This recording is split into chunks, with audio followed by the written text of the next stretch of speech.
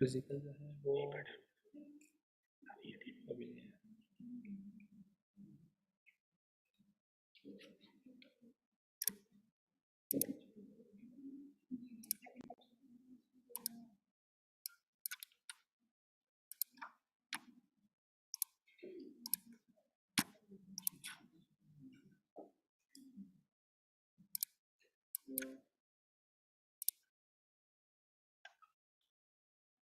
Madam first वाले नहीं आए अभी तक, फर्स्ट वाले नहीं आए, जो थर्ड है वो आ गया।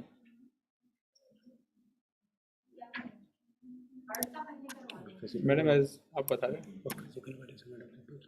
देखो ऑनलाइन होना है, डॉक्टर पर बात तो उनको कह दीजिएगा आप सेटिंग पे कहीं पे कर दें, या वो दे भी रहे हैं कि नहीं उनसे कोई कनेक्ट हो सकता है। मैडम हम तो नहीं हो सकती, राहिल से आप बात करें, राहिल कर रही है मैडम। मैं राहुल से बात करती हूँ।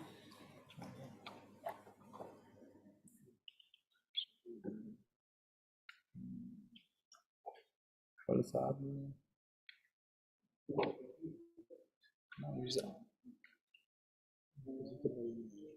फिजिकल वाले अपने वो लेके जा चुके हैं लेकिन वो आए नहीं है।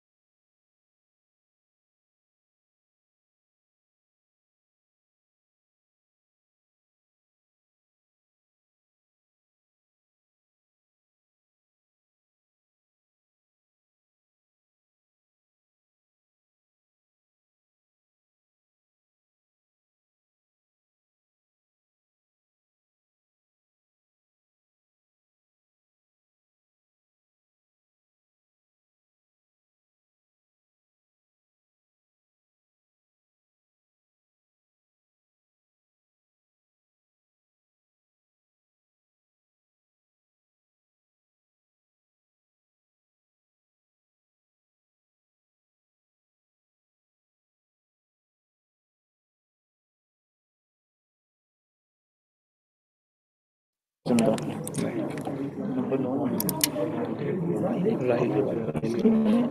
सिखा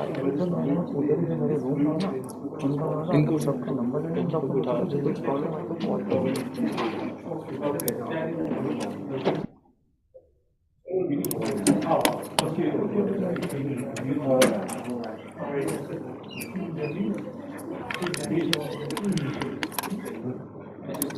ना थर्ड स्लॉट पे जाएगा पति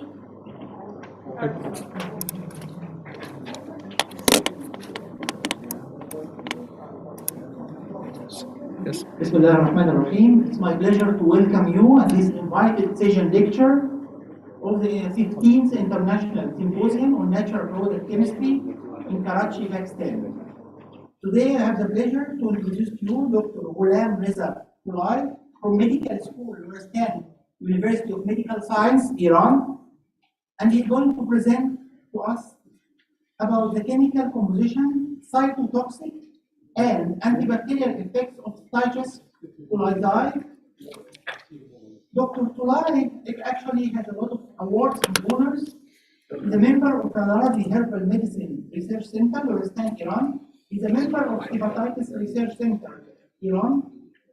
And he is currently the chairman of Lorestan branch of the Iranian Scientific Association of Clinical Laboratories. So, please, Dr. Tulai, and ask him to begin his presentation.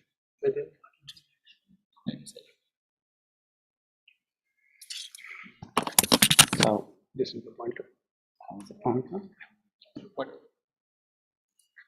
Yeah. And am I on now? Yeah. Yeah.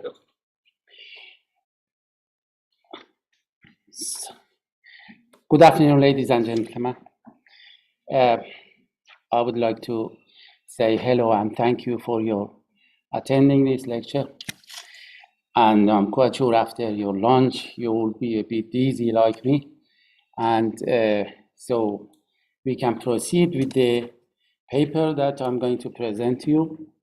It's a well, let me introduce Ghulam Reza Talei from Lorestan University of Medical Sciences. This work has been sponsored by Razi Herbal Medicine Research Center. And my colleagues, Dr. Parveen Ramak, she is botanic and chemist, help this paper.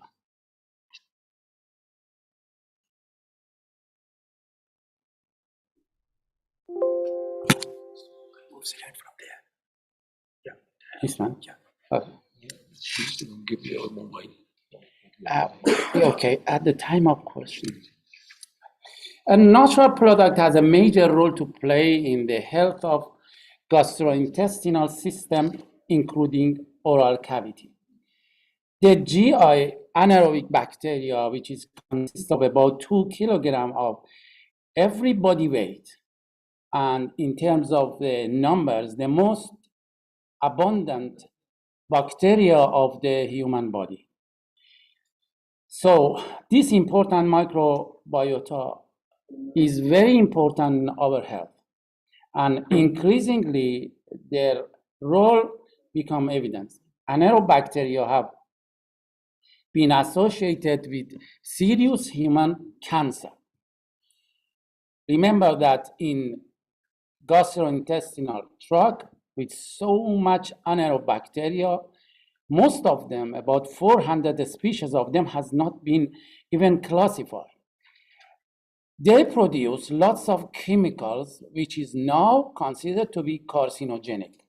So many bacteria in our gut can potentially produce carcinogenic material and release it into the body, and therefore very, very important.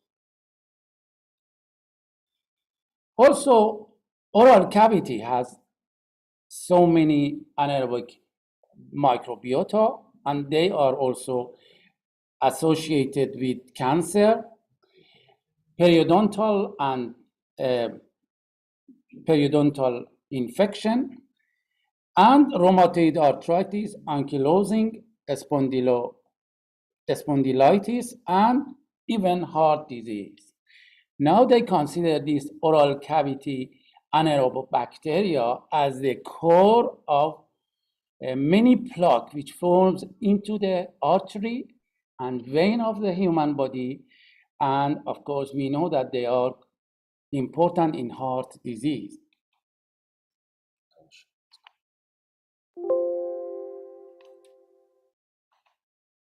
Doesn't go further.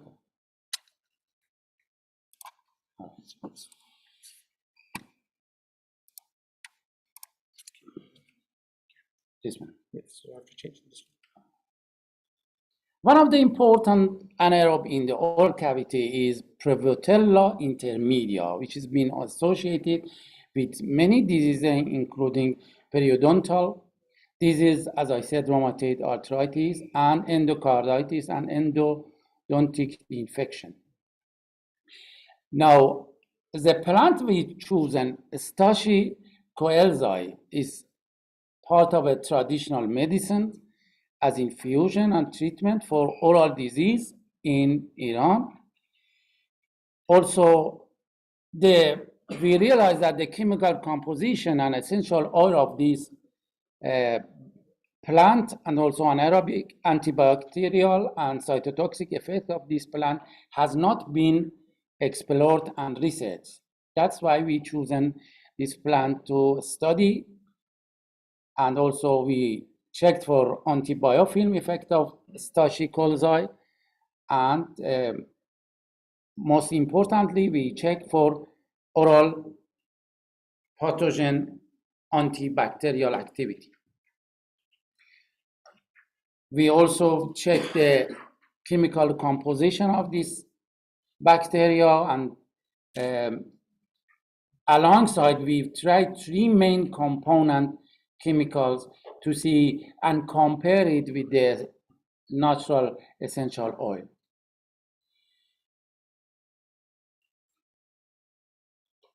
The Stachy coelzi is a part of the full flowering stage being collected from Garin Mountain in Lorestan of Iran. It's a part of the Lorestan. Lorestan province is rich in plants, and it is relatively humid with an average annual rain of 400 millimeter and high mountains. It is green and located in mid-west of Iran. It is in the Zagros Mountain of Iran. So it's a very green land with full of and rich plantation, natural plants all over it. Plant material was identified by Dr. Mernia, and washer specimen sample was authenticated under number LUR 13478 in the Herbarium of Lorestan Agriculture Research and Natural Resource Center of Khorramabad. This is the actual plant. The description of this plant has been given in the article that we leave it after this meeting. Extraction of essential oil, 500 grams of finally grounded and dried and subjected to hydrodistillation method in Cleveland type apparatus for 3 hours. Then oils, which was a yellow color, separated and dried over sodium sulfate. The yield of essential oil was calculated based on the dry weight. It was stored at +4. And then analyzed by gas chromatography with flame ionization detection, GC5, and gas chromatography mass spectrophotometer. The analysis was carried out in an Agilent 6890 gas chromatography interfaced with Agilent 5973 MSD using helium as the carrier gas in the same condition of GCFID. Components were identified by comparison with retention indices relative to homologous series of an alkaline, and by computer search using library as widely 275A and YD7N1, as well as comparing it with fragmentation pattern of the mass spectra with data published in the literature. I have to short and brief it, so I am a bit sorry that I can't deliver and more about the chemical. The analytical grade of xenon, alpha-pinone, and transcaryophyllene with catalog number given purchased from Sigma Aldrich Company. We compare the essential oil with these components that's quite pure and purchased. The analytical grade of xenon, alpha-pinone, and transcaryophyllene with column number of given here and bought from Sigma Aldrich. Then I want to deliver with the antibacterial evaluation of the essential oil and main component. We tested antibacterial property by a series of tests which are described in brief here. Microbroth dilution, which is a standard antibacterial, and we know that it's a standard, and growing of Prevotella intermedia, strict anaerobe. I should mention that strict anaerobe are those bacteria that oxygen is toxic for them. They can't grow in the presence of more than 1% oxygen. So preparing this condition is very difficult. And also the medium which we have tried quite different. We use them tryptocasol broth and supplement and enriched it with hemine, vitamin K1, and some others. Then grow it under anaerobic condition. We use milk, gas pack, anaerobe chamber for that. The bacteria then suspended in PBS and then adjust according to the McFarland standard and used for the assay. We, as I said, different technique we use. One of them was time kill curve assay, which is to actually culture the medium. A standard turbidity of suspension bacteria was adjusted to the half McFarland and then concentrated 1, 2, 3, 4 times of MIC values. Then we add the chemical and essential oil into it and then took the sample at time different intervals to see what these chemicals and essential oil does to the anaerobe bacteria. We also check the antibiofilm effect evaluation, which is of course important in the mouth. Again, I've shortened the detail of technique, and you can find the detail in the article I leave here. Also the leakage of cytoplasmic material. We left the bacteria with the anaerobe bacteria with the essential oil and these chemicals and took the samples after, let's say, 1, 2, 3, and 4 hours. But took the samples after we took 2 milliliter of it and centrifuged it and took the supernatant and check if the bacteria is released or destroyed. We should be able to see the protein component of cytoplasm or DNA of the bacteria in the supernatant. That's what it. And the release of cellular nucleic acid and the proteins were measured at absorption of 260 nanometer by UV spectrophotometer.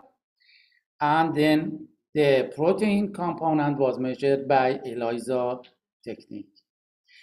Cytotoxicity effect of essential oils and main component. We also evaluated, we tried the human cervical carcinoma HeLa cell line, which is a standard one. And also we used a lymphocyte cell line from human in a MTT assay. The detail is in the article, and the concentration of component which inhibited the concentration of essential oil and component, which inhibited the growth of 50% of the cell, it's called IC50.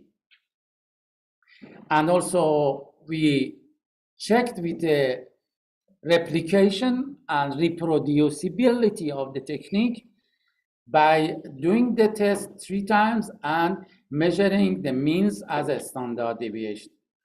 The yield of essential oils as a part of this result I'm delivering.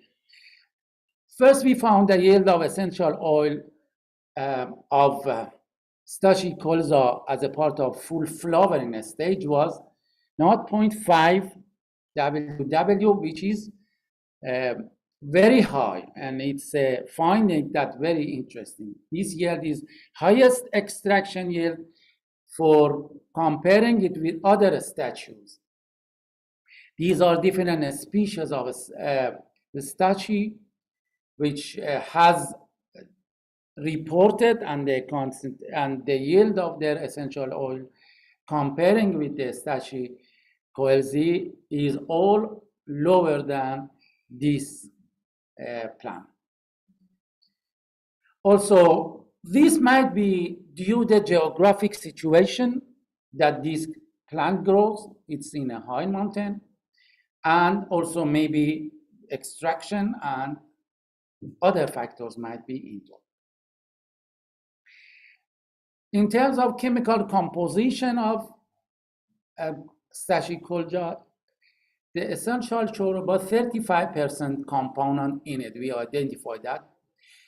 About this 35 was 99.97% of total oil composition. The most abundant one, alpha-pinene, about 36%, which is really high for this plant. Cinnamon, 20%, trans-caryophyllene, 12.35%, and also followed by camphor, bonol acetate, and beta-pinene. Other component is given in the table, and you can see that the most and highest component was alpha-pinene. Now, in terms of antibacterial activity in micro blood dilution, we found that antibacterial activity with MIC and MBC value of 0.1 and 0.2 milligram per milliliter, which is really high and very good for a natural product. Whenever we tried and compare it with this chemical, alpha-pinene, we found that the essential oil had more and stronger antibacterial activity compared to these pure chemicals. We think that synergistic effect between the natural component in essential oil is actually important for having a stronger antibacterial activity. And whenever you use this pure and chemically synthesized material, you get less reaction. Here you can see the comparison between them. You might think that the essential oil is low, but when you say it's low, it's a concentration that's required to get MIC or MBC activity. And whenever it's low, that shows that this component is stronger. It's stronger against the bacteria, so that in lower concentration, it kills the bacteria. Therefore, the essential oil,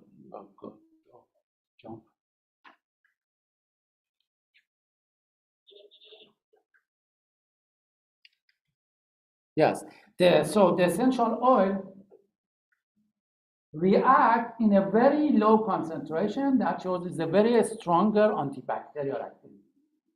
And alpha-pinene, which is the most stronger antibacterial component, is require higher concentration to react against the bacteria.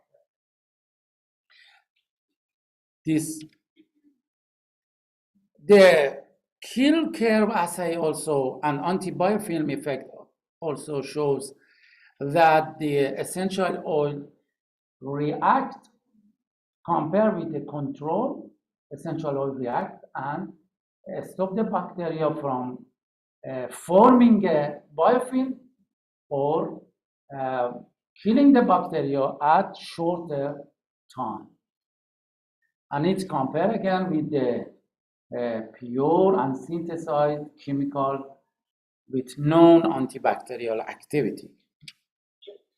This is another curve, again, shows the log phase of killing bacteria, and again, you can see that the killing of essential oil, which is shown with the red line, is a very low concentration, the lowest concentration, which kills the bacteria comparing with other, and the other one is a control. So again, essential oil reacted stronger compared with alpha-pinene and other chemicals. We also measured the leakage of cytoplasmic material. The treatment bacteria with the essential oil increased the leakage of cytoplasmic material in time-dependent manner, followed by alpha-pinene, transcharyophylline, and xenon, which quite clearly shows that the essential oil damaged the cell wall of the bacteria gradually with time when you compare it with untreated or comparing it with alpha-pinene and other chemical synthesized material. With time, you get leakage of, and this is actually shows the DNA release of the bacteria. After treated with essential oil, you get a lot of bacteria lies and release their DNA into the supernatant of the culture, comparing it with those of other material and chemicals. And this is a protein released by the cell wall of the bacteria. Again, essential oils after being treated, after the bacteria being treated with essential oil, it releases a lot of protein, which shows that probably by making a hole into the cell wall of the bacteria, it kills the bacteria. And the cytotoxicity, IC50 evaluation as a main component shows a higher cytotoxic effect of essential oil toward the human tumor cell line in comparison with healthy human cell line. In fact, the essential oil inhibited carcinoma cell line with IC50 of 0.96 milligram per ml. And of course, we can comparing it with that. The essential oil has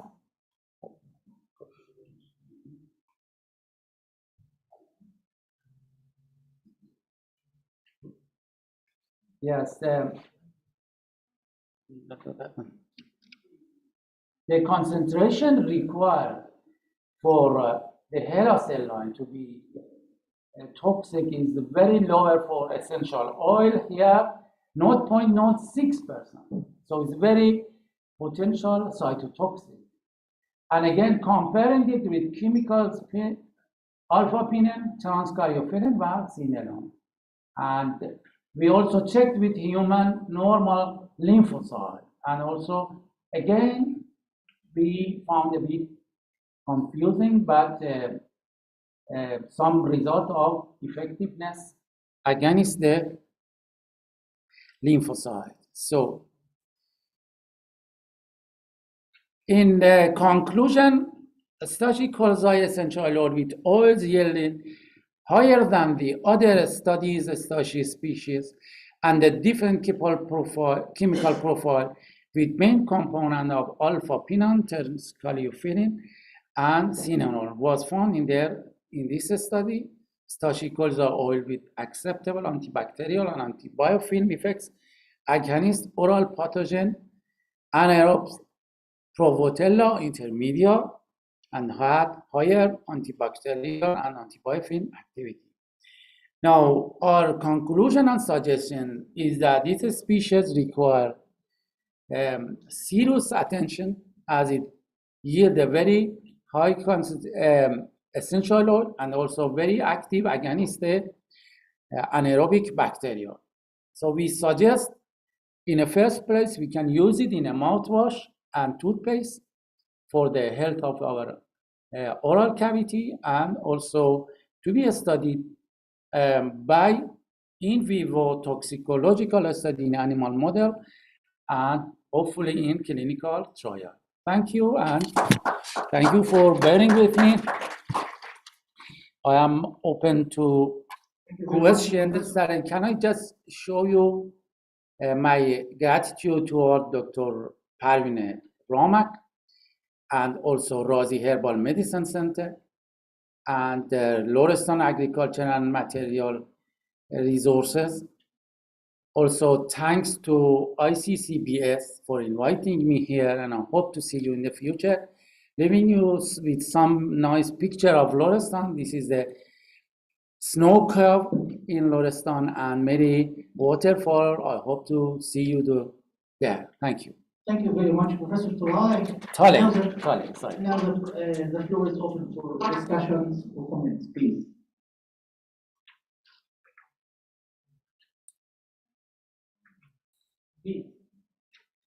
Go ahead. Thank you for your attention. Would you like to take it?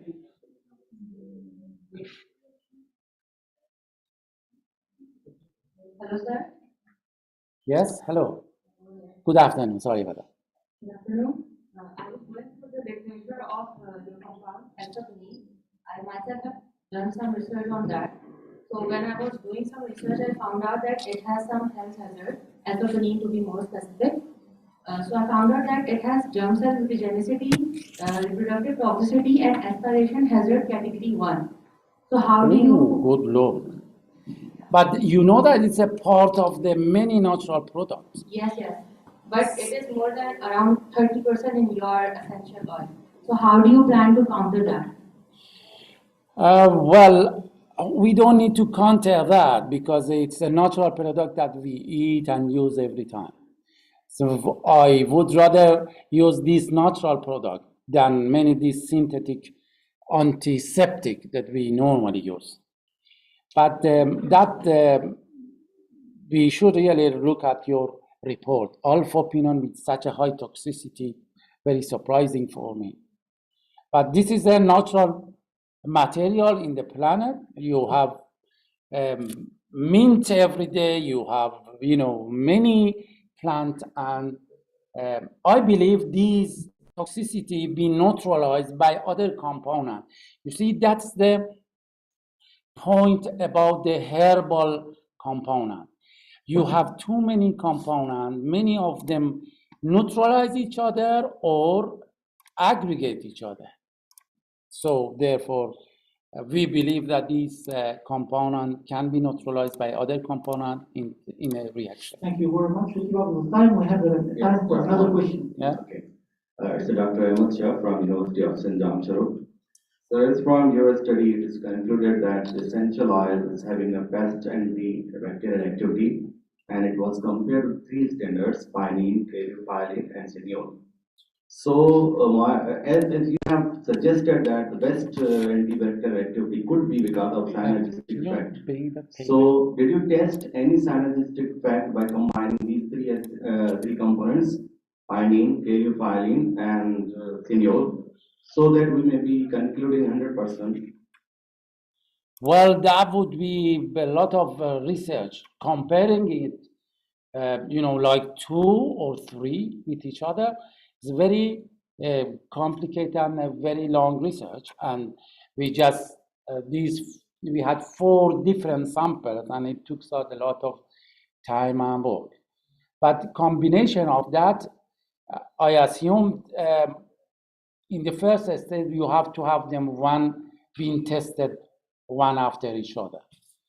And after that, you might follow the research by combining it with each other. I rather suggest actually that to be done. But it's a lot of work. The other point is that we bought it from a chemical company, but the plant is a natural. So that's the difference. How can you actually, although we know that this synthesize is really been accurate and everything, but the natural material might be quite different from the chemical. The point about using this natural plant is that you have them all together and they have some stronger activity.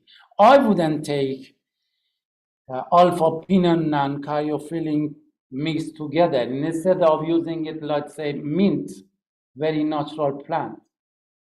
Therefore, people now has a tendency to use actually natural plant rather than chemical.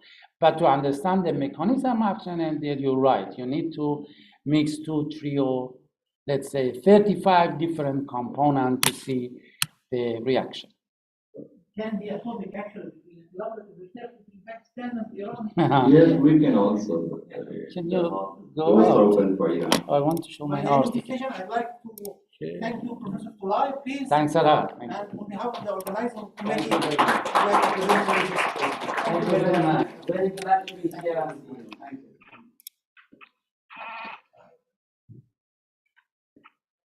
All right. So, Can I go? yes, sir. Can you take this? Now we'll be waiting for another 2 online presentations. So until we Can prepare you the close this PowerPoint? Yes, sir. slides for presentations, we are waiting. Close this PowerPoint. Come out, you can't. Okay.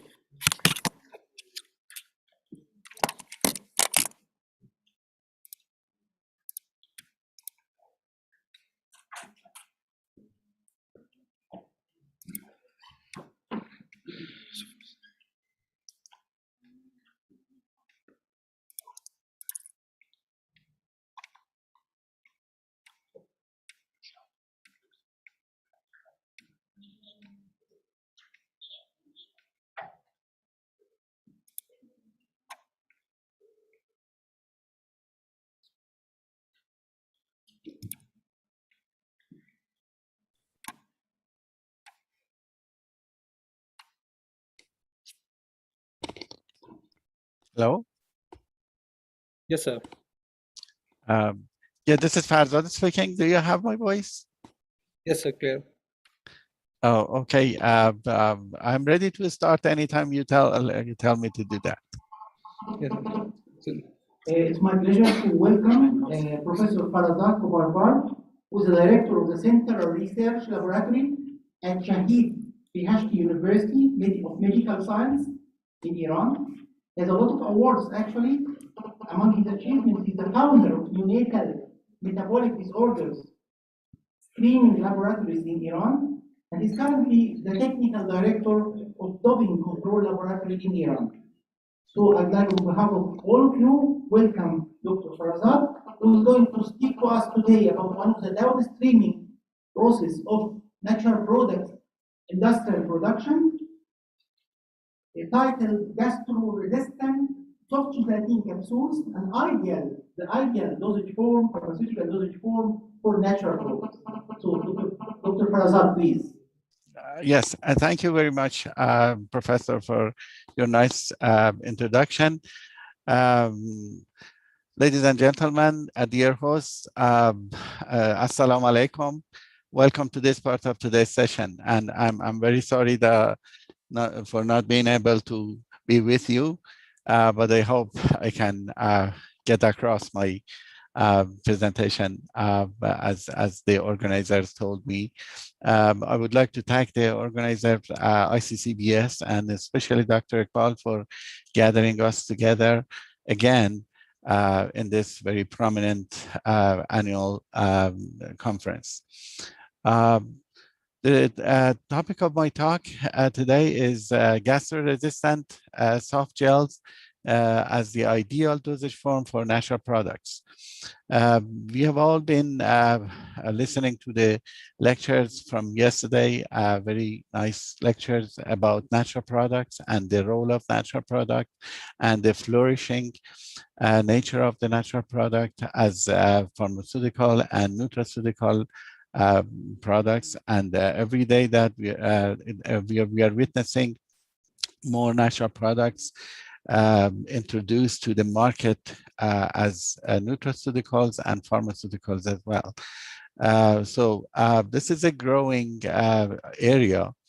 And what I'm going to talk about is about a dosage form, which is one of the ideal dosage forms for introducing natural products to the clinic, which is called gastro-resistant soft gels. The outline of my talk is this, which is a little bit about oral dosage forms, and then I'm going to introduce the soft gels as one of the oral dosage forms. And I'm going to talk a little bit about the acid sensitivity of natural products that we are dealing with. And after that, I'm going to talk about the intrinsically acid-resistant gelatin, which we have come up with in our lab as the ideal form of gelatin to make gastro-resistant soft gelatin capsules for formulation of natural products. And then we'll take a look at the outlook. So oral dosage form in pharmacy, in pharmaceutical industries, the oral dosage forms are the ideal form of, or I would say the easiest way to administer a drug. Oral dosage forms come in different forms. The most famous one is the tablets, the capsules, syrups, and even gummy candies. And one of the oral dosage forms, which is very attractive for the patients, are soft gelatin capsules. Soft gelatin capsules are the clear-looking soft gels in which we have the active pharmaceuticals in a carrier, and they look very attractive, and they have some advantages that I'm going to mention some of them. They are easy to swallow. Of course, they are easier than tablets and hard gelatin capsules. They could mask the bad taste of the pharmaceuticals. And I would like to draw your attention that many natural product extracts, plant extracts, medicinal plant extracts are having bad taste. So if they are formulated in this form, we could mask their bad tastes. They are tamper-proof. They cannot be manipulated, and they could give us a fixed dose of the pharmaceutical substances. And another aspect of soft gels are the better bioavailability of these oral dosage forms. Since the active pharmaceutical substance is dissolved in a carrier, so we're going to skip the step of dissolving. If I want to compare these with the tablets, when you give a tablet to a patient, it has to go to the stomach and intestine, and then it has to dissolve, and then it is absorbed, and we will have the drug in the system. But when it comes to the soft gelatin capsules, the dissolution step is already done, so that's why they are more bioavailable, and better bioavailability of these dosage form is one of the advantages of them. And another aspect of soft gelatin is that when an active substance, active pharmaceutical substance or active natural product is in the liquid form, or if it's in gel form or paste, and you all know that many natural products come in the liquid form or paste, then we will not be able to formulate them in tablets without challenges. But if we use soft gelatin capsules for them, we can just dissolve this liquid in a carrier and have it in the form of soft gels, and that would be much easier and more preferred dosage form for these type of natural products. And the other thing is that when we have a soft gelatin capsule, we have a package which is sealed by a thermal process, and we have a package that no oxygen is going to penetrate to the dosage form. And if a compound is unstable, soft gelatin capsule is a ideal form for this type of drug. And the other attractive aspect of soft gelatins are different colors, different shape, different sizes, and it gives us a variety of dosage forms that it could be attractive to the patients. The main components of soft gelatin capsules are basically gelatin, water, and a compound or a component which is called plasticizer to give the flexibility, the proper flexibility for the gelatin to be formed in the form of a soft gelatin capsule. There are some other additives like a preservative or colorants and opacifiers. These are optional, but the three main components are gelatin, plasticizers, and water. But the only disadvantage of soft gelatin capsules, I could say that I could mention is soft gels and gelatins are opened in the aqueous solutions. That means when you swallow a soft gel, it goes to the stomach. And in the stomach, gelatin is going to open up and it's going to release its active ingredient in the stomach. Now, if the active ingredient, active pharmaceutical or nutraceutical, which is packed in the form of a soft gel, is released in the stomach, and if the compound is sensitive and labile to the acidic condition of the stomach, it's going to get destroyed by the acidic condition of the stomach. And that would be a problem for many, many natural products. I'm going to give a few examples of natural products which are acid sensitive, and you will not be able to formulate them in the form of a soft gel which is opened in the acidic condition of the stomach. For instance, nephrin, which is an anti-inflammatory natural product, very famous alkaloid. If it's swallowed and if it's released in the stomach, in the acidic condition of the stomach, it's going to get destroyed, and you will get no effect of this compound if you use it through oral administration. So that's a problem. The other natural product that I could mention is iridoids, which are the main structure of many anti-cancer compounds. For instance, the vinca alkaloids have this structure in their chemical structure. And this ring is also unstable in acidic condition of stomach. So again, this is a compound that it could not be swallowed and released in the stomach. If it is swallowed and it goes to the acidic condition of the stomach, it's going to get destroyed, and you will not have any effect of this compound. Another famous natural product, which is acid sensitive, and it is destroyed in the acidic condition of the stomach, is artemisinin. Everybody knows artemisinin. And as you see in the structure of artemisinin, we have two chemical moieties which are acid sensitive. One of them is endoperoxide ring, and the other one is the lactone ring. They're both acid sensitive, and if you use an oral dosage form for artemisinin, it's going to go to the stomach and it's going to get destroyed. And you know, the pharmacophore and the part of the chemical structure which is responsible for the anti-malarial effect of artemisinin is the endoperoxide and the lactone ring. And when they are damaged, so we have no effect of this compound.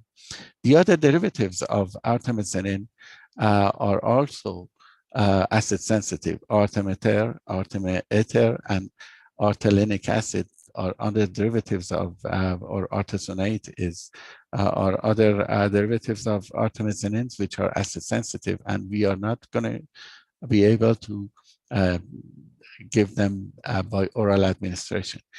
Another interesting example of natural product or natural substance, which is acid sensitive, and it is very crucial, and I like this example very much, is cannabidiol. We all know that cannabinoids are growing and they are flourishing, and every day we are witnessing the introduction of these type of compounds as a nutraceutical and pharmaceuticals. And one of the components of cannabinoids is cannabidiol, which has the anti-epileptic effect, and it has anti-anxiety effect. And sometimes they recommend it for the cognition problems. And many companies are introducing cannabidiol in the form of oral dosage forms. But there's one problem with this compound. You know, cannabidiol is one of the components of cannabis. And this is the part of the cannabis which is not psychoactive, and it is used as a drug. But there is another component of cannabis, which is THC, tetrahydrocannabinol. Everybody knows it, and you know that's an psychoactive compound, and we should not use that one. And if we have THC along with cannabidiol, it's not accepted by the authorities. But the point is that if you use an oral dosage form for cannabidiol and you give it to a patient by oral administration, in the acidic condition of the stomach, cannabidiol is going to undergo a cyclization process, which is due to the acidic condition of the stomach. You know, this vinyl group that we have in cannabidiol, when it is in acidic condition, it's going to get protonated, and we have a carbocation intermediate. And since this hydroxyl group on the phenyl ring is close to the carbocation, we're going to have a cyclization. And the cannabidiol is changed to THC. That means if you swallow a dosage form which contains cannabidiol, it goes to the stomach, and if the cannabidiol is released in the stomach, it is going to convert to the THC, which is the psychoactive banned substance, and it should not be along with cannabidiol. But this is going to happen if you have cannabidiol in the form of a dosage form which is opened, and it is released in the acidic condition of the stomach. So we have to think about it, and we have to come up with a solution for this one. We don't want to have THC formed from cannabidiol when we are using cannabidiol as a drug. Another compound which is acid sensitive is periplocin, which is a glycoside basically, and it has anti-cancer effect. And this is also an acid sensitive natural product, and it could not be used by oral administration, by simple oral administration. Besides that, many natural products, many plant extracts are being introduced to the clinic as the total extracts. Total extracts contain many components. And when we use them in the form of oral dosage forms, and a patient swallows them, we don't know what is going to happen to all the components of the natural of the extract. This is a research conducted by Vermaak in Africa on 2 indigenous South African plant extracts. And these are the indigenous South African plant extracts which are used for their antimicrobial effect. But these researchers have shown that if these plant extracts are in the acidic condition of stomach, they lose their antibacterial effect. So they're acid sensitive. And if they are formulated in the form of an oral dosage form, which is open up in stomach, you will have no effect of these type of plant extracts. There are many other examples and many other reports indicating that natural products are many natural products are sensitive to the acidic condition of the stomach. So we have to come up with a solution by which we can come up with a dosage form which could be used as oral administration, but it is not open in the stomach. This is what I'm talking about. We have to formulate these type of compounds in a dosage form, which is going to go to the stomach, but not release the active ingredient in the stomach. And when it goes to the intestine, it's going to get opened up. So we have to bypass the stomach, the acidic condition of the stomach. This is a very well-known concept in pharmaceutical industries when it comes to the tablets. If you have a compound and you want to get this compound through the stomach, passing the stomach and go to this intestine and open up in the intestine, we usually cover the tablet by a certain type of polymer, which is acid insoluble. And when the tablet is covered by the acid insoluble polymer, it could go through the stomach. It is not going to open in the stomach, and then it goes to the intestine, in which we have the higher pH. And at the higher pH, the polymer is going to open up and release its active ingredient. This is a classic solution. And making a gastro-resistant tablet is pretty routine in pharmaceutical industries. But when it comes to the, what we do is that making the tablet and then covering it and coating it with a acid-resistant or acid-insoluble polymer. This is done by either pan coating or a machine which is called fluidized bed coating. But when it comes to the soft gelatins, we could not use this process. We could not use these technique to get them covered by a acid insoluble polymer. The problem is that in the process of coating, we use heat and we also use water, humidity. And both heating and having the humidity during the process is going to damage the soft gelatin capsules, because basically these are gelatins, and gelatin is sensitive to the heat and to the humidity. So if you want to cover a soft gelatin capsule by a acid insoluble polymer, it's going to get deformed, it's going to get flaking, and sometimes we have cracking. So this is not a proper way to make a soft gelatin acid resistant. So the process is pretty time consuming. It needs a lot of expertise, and it has many wastes in the form of deformed capsules.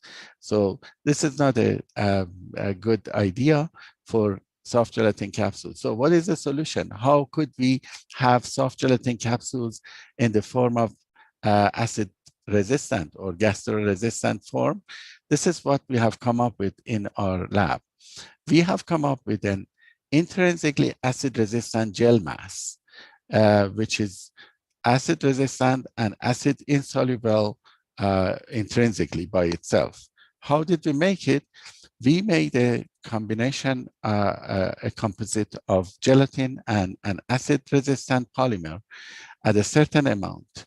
And when you have gelatin and acid-resistant polymer together and a proper plasticizer at a certain amount, then you will have a gel mass, which is acid-resistant itself, and it is not going to get opened in the acidic condition of the stomach. The type of polymer, the acid-insoluble polymer that is proper for this, one of the best options are methacrylate polymers. Methacrylate polymers have acidic functional group in their structures, and this acidic functional group is unionized when the pH is low and when the pH is acidic. And because of that, the polymer is not going to dissolve in the aqueous solutions.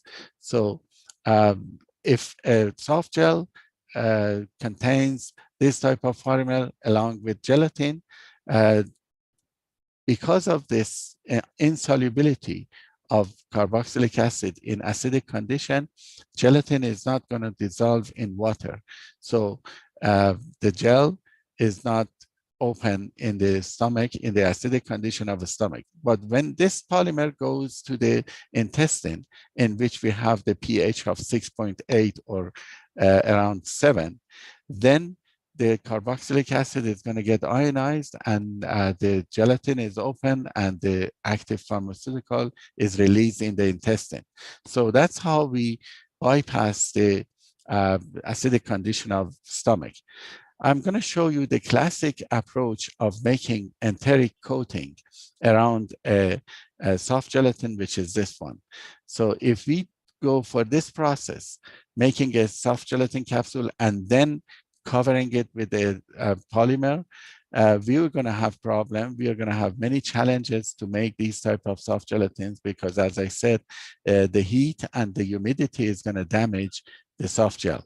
But if we make a composite of gelatin and a water-insoluble polymer like polymethyl methacrylates, then we could have encapsulation process with the gel mass, which is already acid-resistant in just one process, and we come up with a soft gel, which is acid-resistant or gastro-resistant, and it could bypass the stomach, the acidic condition of the stomach, and it could deliver the active substance to the intestine. This is what we have done on a couple of natural products, and we have come up with, so far come up with 5 different natural products covered in this type of gel, and we have made the gastro-resistant capsules, gastro-resistant soft gel for cannabidiol. We have already made this for other terpene combination natural products, and they have worked perfectly. And when we put them in the simulated condition of stomach, they are not going to get open. And when we put them in the higher pH, like that, the simulation of intestine, they're going to get open. So if we use this type of pharmaceutical dosage form, you could be sure that the pharmaceutical substance or natural product, which is introduced in this form, is not going to get damaged in the stomach, and you can have it delivered to the intestine, and safely it is absorbed, and you will have the effect of the pharmaceutical or nutraceutical or the natural product.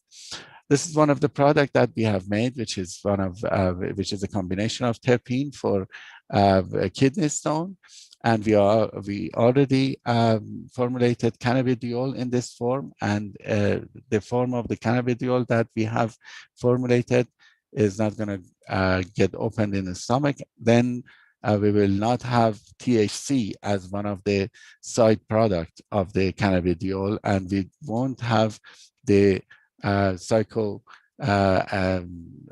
effects of the cannabidiol. We had the pleasure We had the pleasure to have Dr. Iqbal to open our center, and we showed them the product in here when he was here to receive the Mustafa Prize. And we are very proud of having the collaboration with Dr. Iqbal. And I would like to give my tribute to him and his team for the tremendous job that they have done in natural product area. And we are going to collaborate more with the team of Dr. Iqbal to introduce these type of formulation, the gastro-resistant soft gelatin capsules on the natural product that are separated in HEJ ICCBS. My talk is not complete without mentioning my colleagues. Professor Syed Abdul Majid Ayatollahi, who is a HEJ graduate, and he's head of the Phytochemistry Research Center that we have in here. And my colleague, Dr. Marjan Esfahani, who have helped me to develop this type of platform for natural product pharmaceutical substances. With that, I would like to thank you. And I apologize again for the bad connection and not being able to be with you over there. And if there's any question, I'll be in your disposal.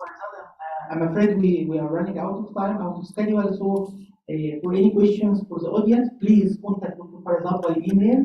Thank you very much for your very interesting lecture. Give him great hand of applause. Thank you so much. Thank you. Thank you so much. It was a pleasure.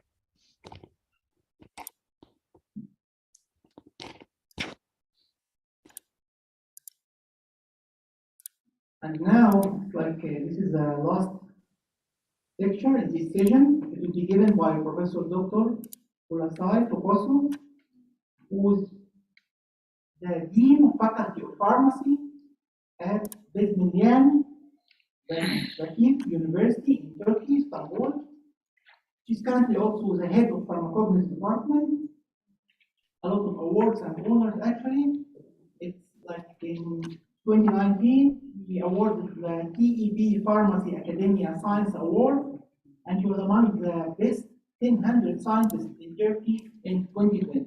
So we are welcoming Professor Ustai to our session.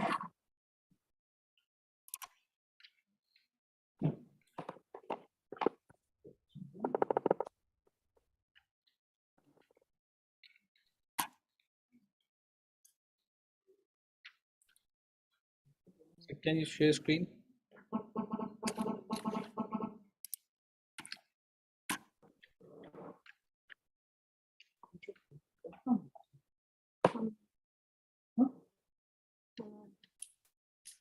So please share your screen.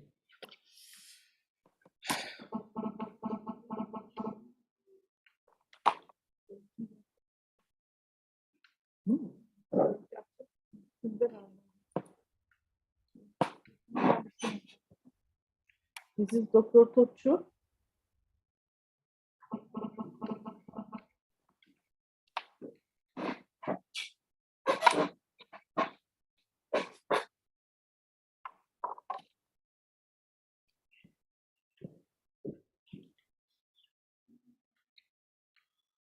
Good afternoon, Dr. Burstein.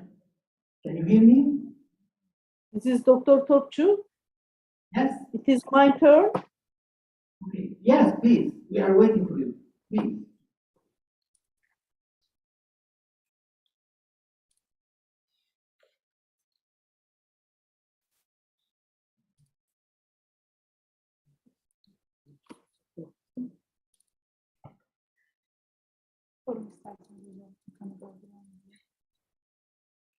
I think you see the Yes, ekran. we can see the slides. Yes.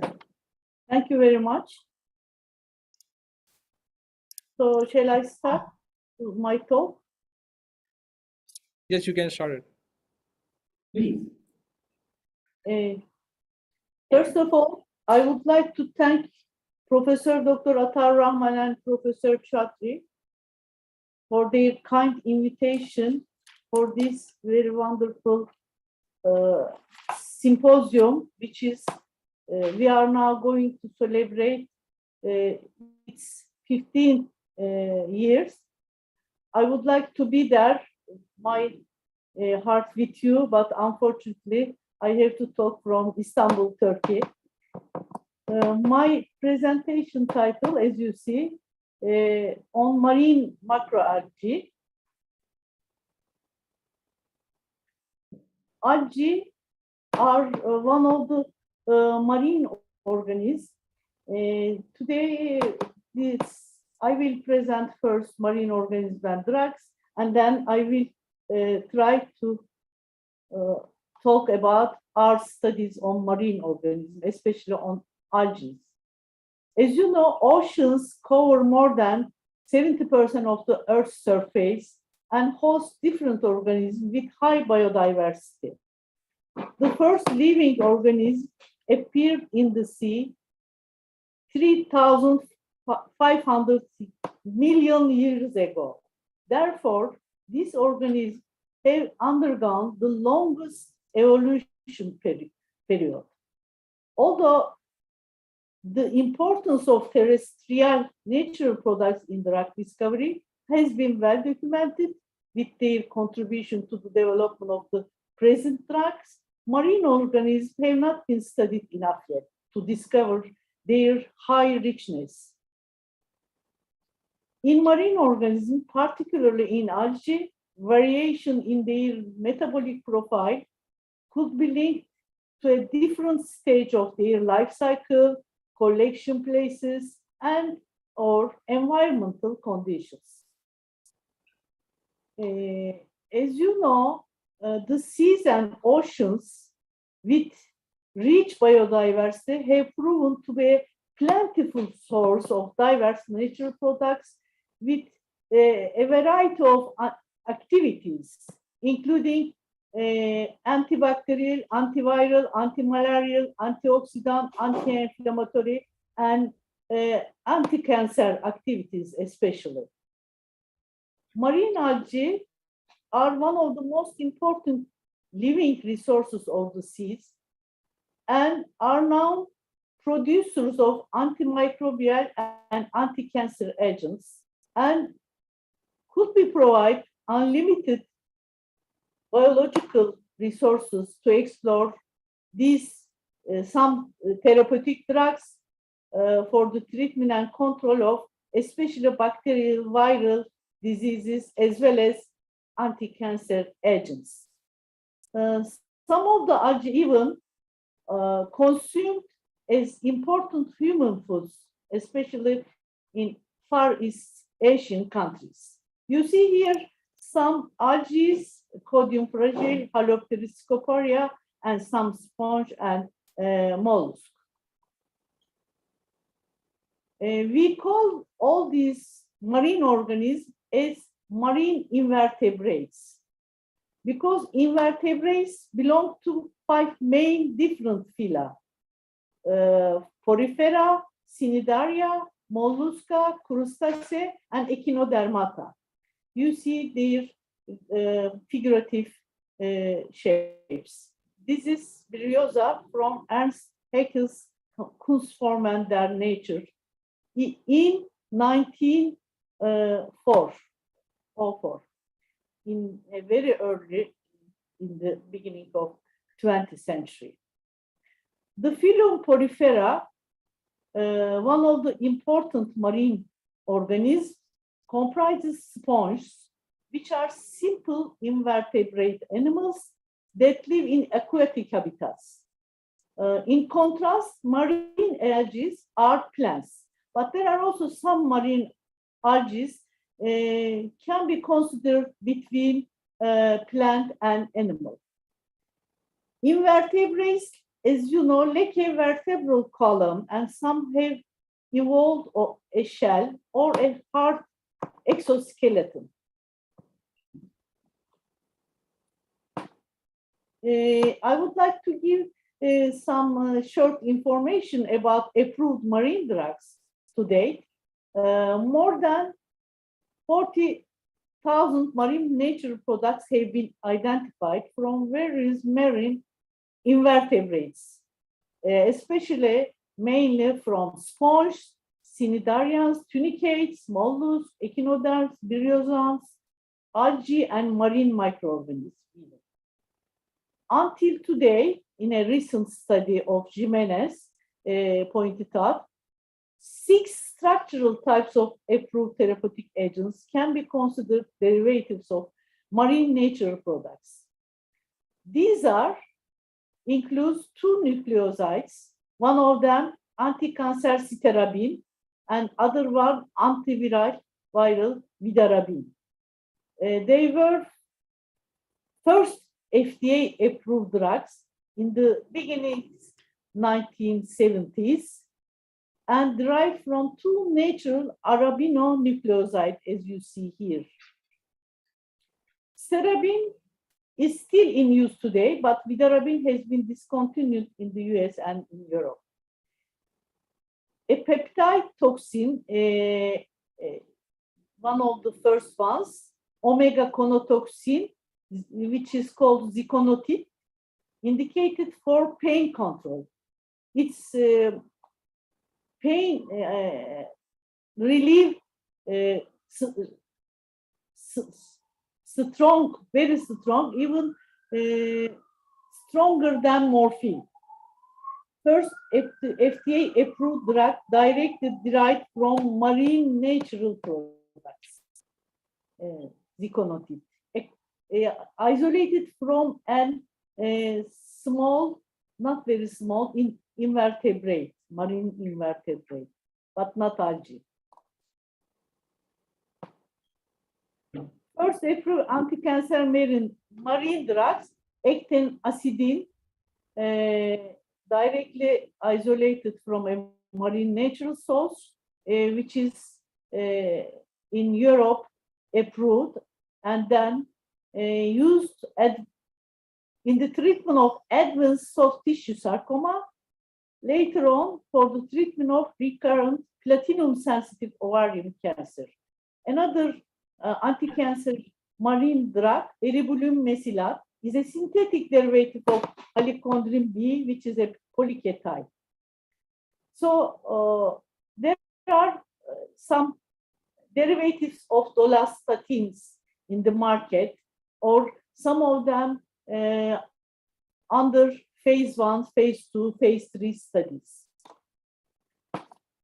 Marine originated compounds tried in clinical phase studies, you see here, from algae, a peptide, calalate F, you see its structure here,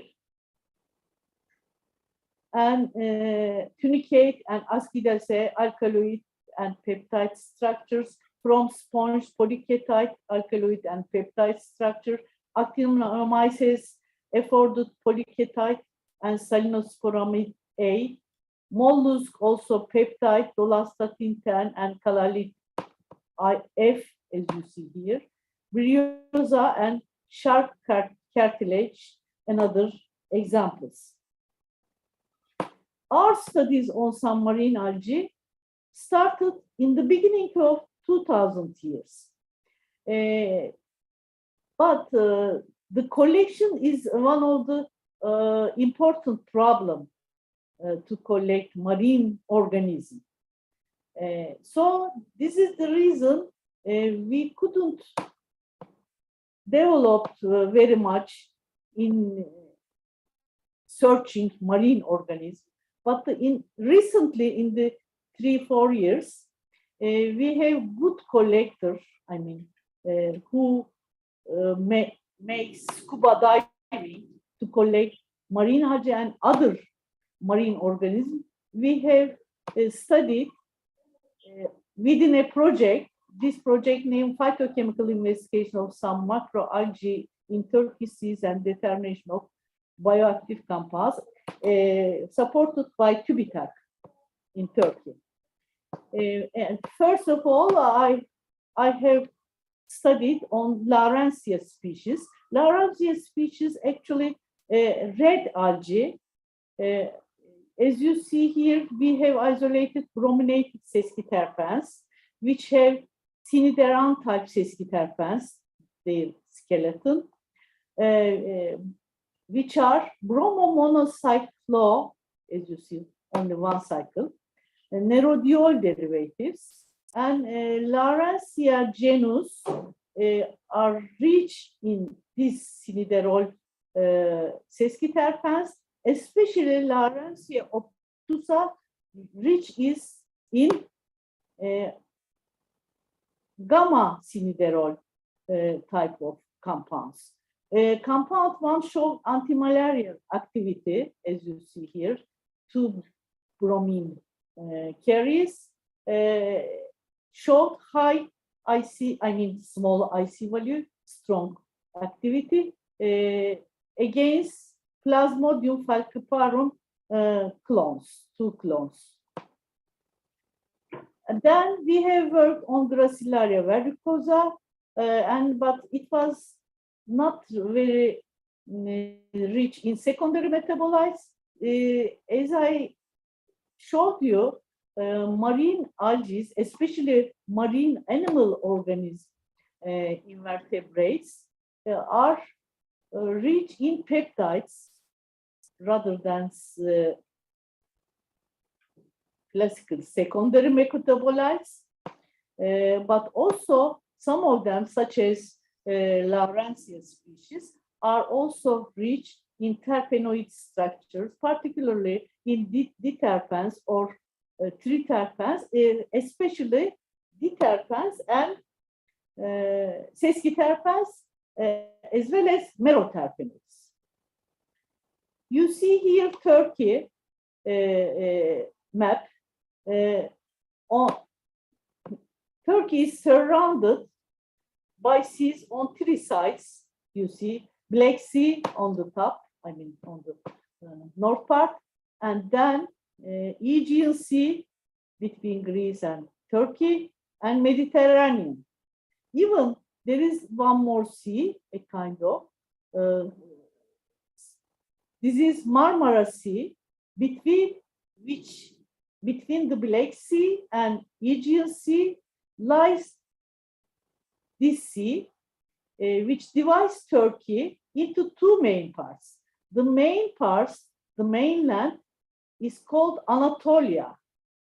Sure, totally Turkey, but this mainland called Anatolia, this part, European part, is Thrace, or we call Trakya. So because of this richness, we decided to investigate marine organisms.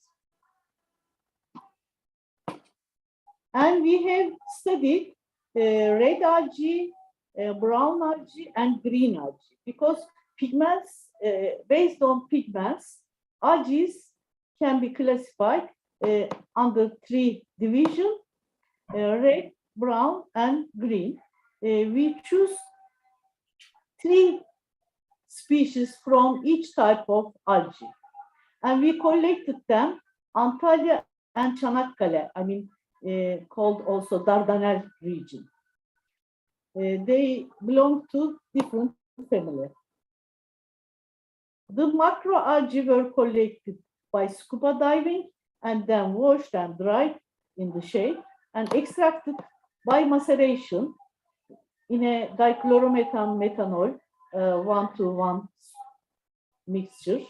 The pure compounds were isolated by various chromatographic methods, and their structure were illustrated, especially based on NMR techniques 1D and 2D, as well as HRMS. The cytotoxic and anticholinesterase activities of the extras and their secondary metabolites were investigated, and the most active molecules against 2 breast cancer cell lines were found to be sargol and stipodiol, which were isolated from Stipodium schimperi. However, they show, especially pure compounds, show weak anticholinesterase activity. You see here our studies in those. This area, exactly this white part is Marmara Sea, small, inner sea, is a transit way between Black Sea and Aegean Sea. And we call this area Dardanelles. I mean Çanakkale, as you see in the before slide. We selected two different places, I mean sea, surrounded Turkey. One in the north part of Aegean Sea, Çanakkale, also called Dardanelles. The other one, Antalya, which is south of Turkey in Mediterranean Sea. And this is scuba diving. Dr. Emine Oku'dan collected marine plants. This is our labs. I am working with my assistant and colleagues. This is a classical column chromatography, but we have used VLC, chromatotron, or preparative HPLC, different types of columns. And sure, we have 500 megahertz Bruker Evans NMR spectrometer. But isolation studies, I will talk about a little some representative algae species about isolation studies. You see here extraction, fractionation, and isolation studies on the algae. As I explain a little bit, first we collect, after collection, we keep them seawater isopropanol 1-to-1 solvent system or ethanol instead of isopropanol, always seawater half part. Then cutting and blending, extraction with dichloromethan methanol, filtration, evaporation, and fractionation of the active extracts by VLC in general. First fractionation. Later on, we can prepare small columns or prep TLC, what else is necessary. Purification of isolate by HPLC generally made, but not always. Prep TLC can be enough sometimes. You see the same thing for isolated new molecules from Lawrencia obtusa, as you see here, have perforans skeleton. We call this skeleton perforans skeleton. One of them contains chlorine, light, and bromide.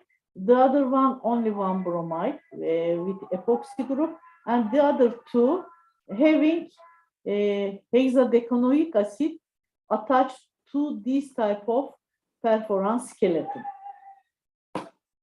NMR spectral analysis results. If I would like to show some NMR data, you can see here. This is perforan ring. The presence of DNone group, I mean structure, helped us to elucidate the structure, observing these signals, 1, 2, 3, 4 methyl groups. One of them aliphatic methyl, which was observed around 1.21. The other one, these are, as you see, vinylic or allylic methyl groups, which were observed 2.1 and 1.94, almost 2. And the other one, which is next to chlorine, they both attached to the same carbon, was observed 1.86. You can see this metal, these, and these, and these, and these are only one olefinic proton, you see, I think, which was observed at 6.3, and this one was indicative H 8, as we understand its stereochemistry, drying models, and also coupling values. You see here these 7 protons as axial and equatorial. One of them no coupling made with H8 because 90-degree difference between this one of the axial hydrogen 7, the other one made a coupling both geminal besides and coupling with H8. H8 proton, as you see, 3.8.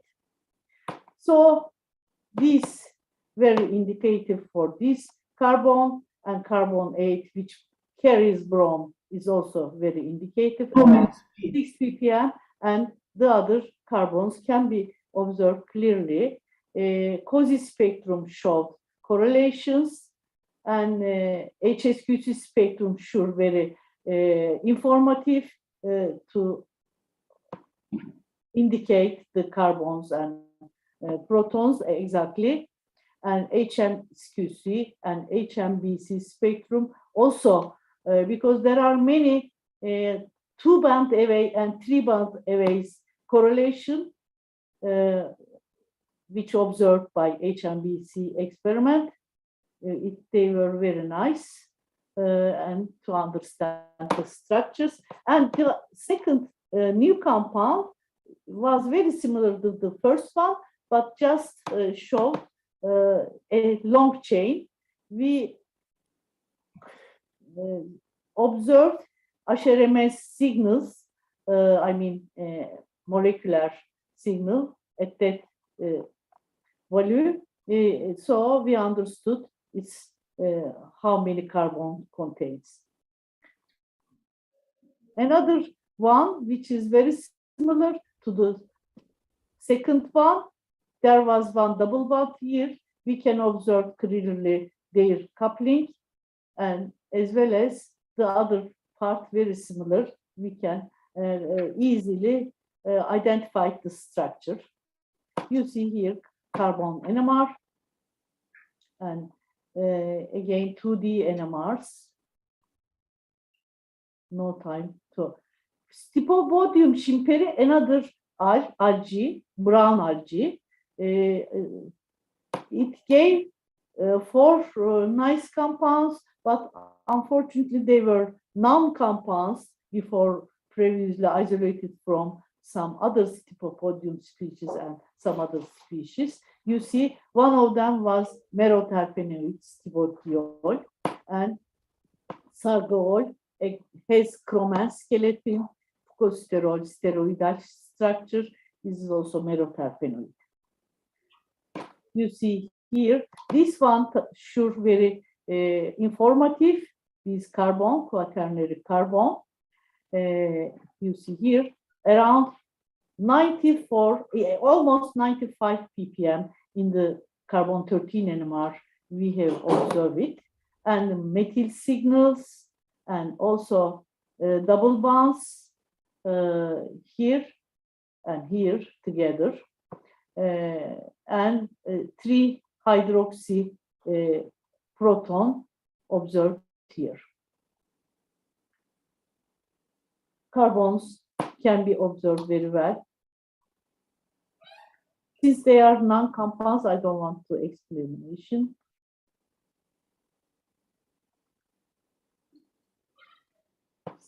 Mass HRMS spectrum showed M+1. I mean, excuse me, this is -1, negative mode. 393, and the other one positive one. We observed 395, and we have checked their activities, cell viability, cytotoxic activities. As you see here, these numbers show nice results, good results with low small IC50 value, especially for stipodiol and sargaol against two breast cancer, also this one and this one, MCF7 and MB231. This is aggressive cancer, which was not investigated before. It was important. Carlarpa species also was investigated as green algae, and carlarpin was isolated, but it was also a non-compound, but it has bisindol structures. I am going to be complete with some nice spectra, very good and impure. Thank you so much, Professor. Because we are running out of time, would you please end up your presentation? Okay. Cytotoxic activity result. Again, I can say all the compounds isolated show high cytotoxic activity, aggressive breast cancer, and their cytotoxicity, I mean, on the healthy cells is almost very low, so we can consider they are safe. So as a result, I can present you this one. Also, we have done GCMS and LCMS analysis, but I don't want to show, explain them. You can see here the results.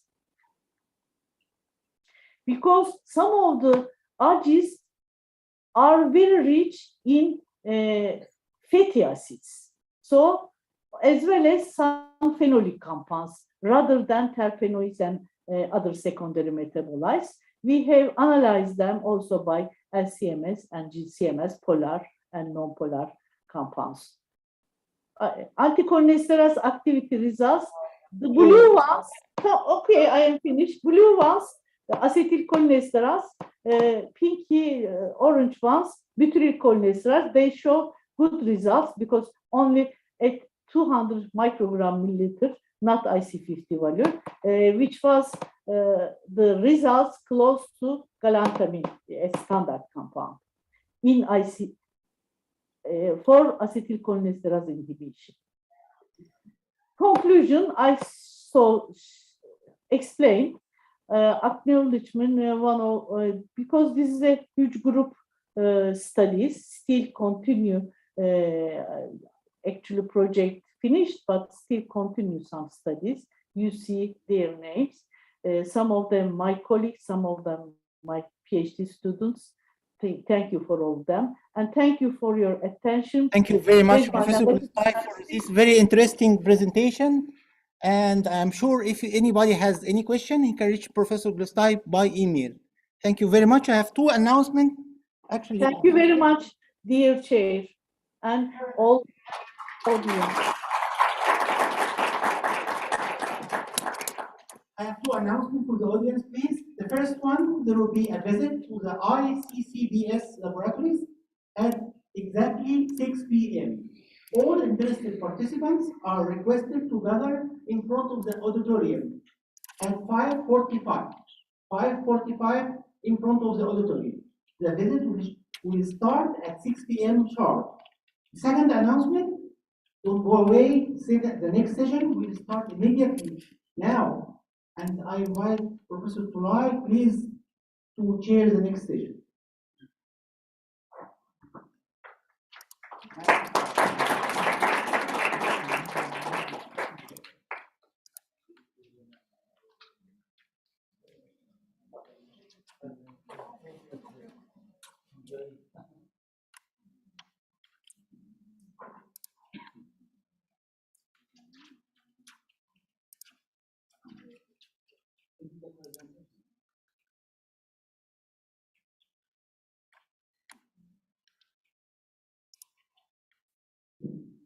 So I hope you all everywhere are well and fresh to start again. And I think I'm going to invite Professor Dr. Naim Amina to deliver her talk on the compound from Closenea excavata soy mine. pronunciation is wrong. Its isolation method, structure, elucidation, derivatization, in vitro and in silico test. Ready to? Yes. Okay, yeah. Can you hear my voice? Yes, ma'am. Yes, we can hear you, Dr. Anika. How are you? Thank you very much. Okay. I cannot open my camera. It's okay? Yes, you're welcome to do so. Okay. Thank you. Bismillahirrahmanirrahim. Assalamualaikum warahmatullahi wabarakatuh. First of all, I would like to say thank you very much for the invitation. I'm so sorry because of the situation. I cannot join in the room together with all of you. Okay. In this moment, I would like to present the result of our research, a part of the result of our research with the title Phenolic Compound from Clausena excavata, its isolation method, structure elucidation, derivatization, in vitro and in silico test. Okay, before I present my result of the research, I want to explain where is my university. My university is in Surabaya, East Java of Indonesia. This is in Java Island. If we go to Karachi, it's not too far from the map because only 6101 kilometer from Surabaya to Karachi. Okay, this is our city of Surabaya. If you go to our city of Surabaya, you can see the icon of Surabaya is the two statue. If all of you visit to Surabaya, I will take you to this place to take a picture together. Okay, there is also the beautiful mountain in East Java, not too far from our city. And the name is Bromo Mountain, and there is many peaceful place that we can contemplate to take inspiration in this place. Okay, this is my university, Universitas Erlangga, that have 3 campuses. A campus for medicine and dentistry, and then B campus for social science, and C campus, our new campus is for natural sciences, where our faculty of science and technology in C campus. Okay, let's go to our research. First, I would like to explain about introduction and then isolation method, structure elucidation, derivatization, and bioactivity test. Clausena excavata, this is the sample that come from my student from Myanmar, that this is the medicinal plant from Myanmar, that local name Satu Karyar. But also this species also we can find in Indonesia. Used as medication for cold, fever, and etc. And the bioactivity that already reported such as antiplatelet and etc. This is the young plant of the Clausena excavata, and then this is the root part that we use as our research. Clausena excavata belong to the genus Clausena and Rutaceae family. This plant, the sample collection come from this place in Myanmar. The name of district is Pin Myanmar Naypyidaw. We collect the sample on October 2016. The sample already identified by the Department of Biology, Mandalay University. Next, let's go to the isolation of our sample. First, the powder of the Clausena excavata, the root of the Clausena excavata extracted using methanol and then evaporated. After evaporated, we remove the non-polar compound using N-hexane. So we find the semi-polar and polar compound in methanol extract. After getting the extract of the methanol without the non-polar fraction, we do partition and purification using chromatography, that we use vacuum liquid chromatography and column chromatography. From this part that we found 5 phenolic compound, but for all of the Clausena excavata that already done by our group research, there are 21 compounds that belong to the coumarin, carbazole alkaloid, and limonoid compound. From this species, we already have 7 publications that already published, 6 in the journal and 1 in international conference proceeding. This is the chromatogram from TLC of Clausena excavata extract that you can see that from this TLC, that we can see that the compound from this part is very, very good, and we can separate and purification in a good result. From this part that we get the coumarin compound that we give name dentatin, and then we also get the new compound hexafatin A. Also from this part we got the santoxiletin and nordentatin, also binorpositrin. The 5 compound, that this is the structure of the 5 compound, all belong to the coumarin compound, that all are phenolic compound. Okay, let's go to structure elucidation of one of our phenolic compound that this is the new compound that we gave name hexafatin A. This is the UV spectrum of hexafatin A, that there are specific for coumarin compound. And then also we can find from IR, there is OH, also C double bond O, and aromatic, and also C single bond O. Okay, let's go to the NMR, proton NMR.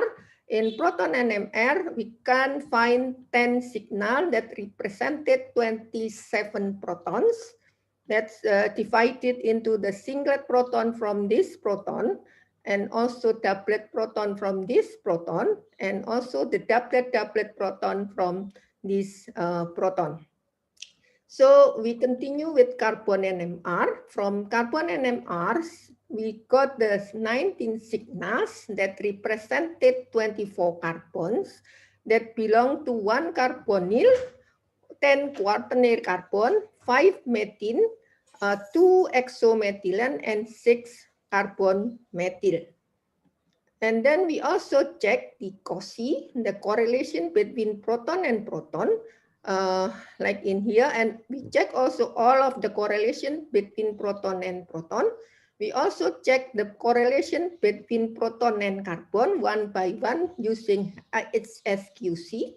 And then so we also check the ISNPC of the spectra, that we can find every single proton, where is the position every single proton, and also every single carbon.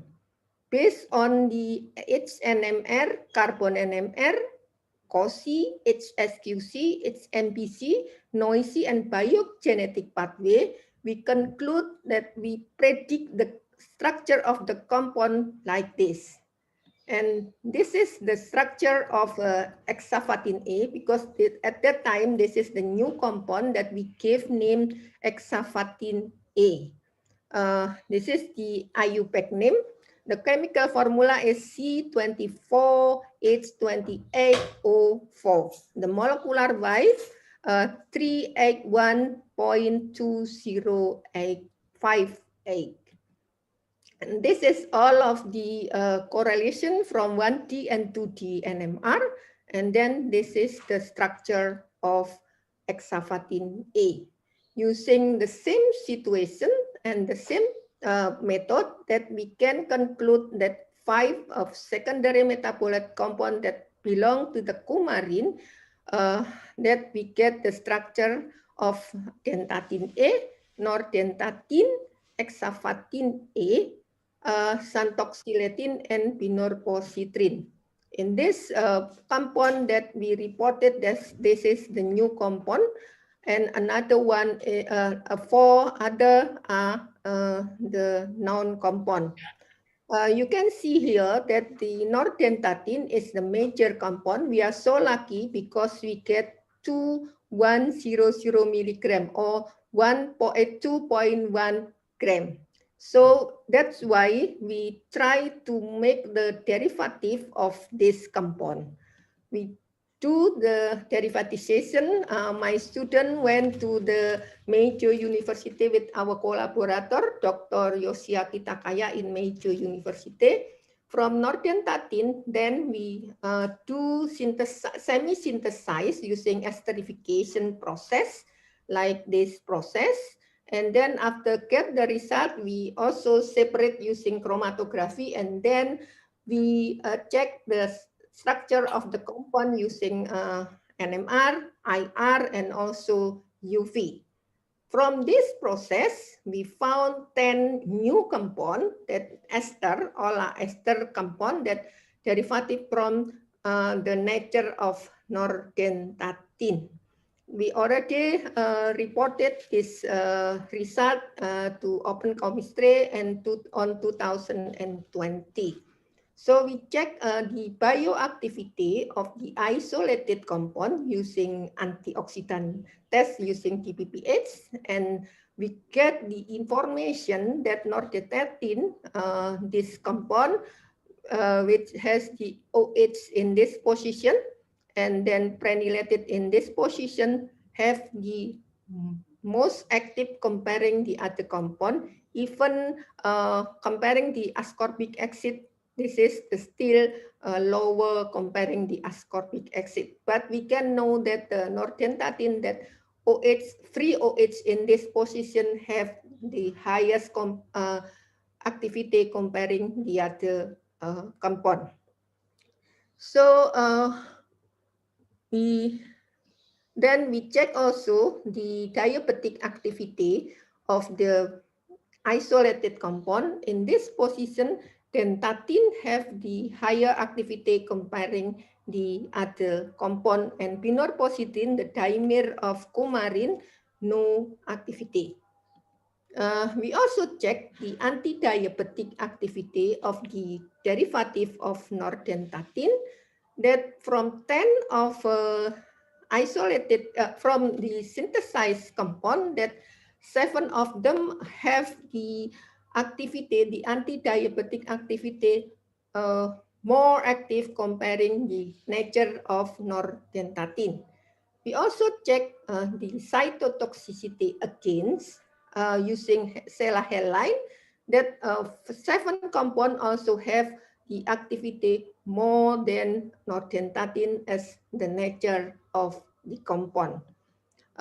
We also check the in silico of the synthesis of the compound, that using this in silico, we also get the information that using molecular docking and also using molecular dynamic simulation, that we found that from the 10 compounds, 6 of them have a good activity using this checking using in silico test.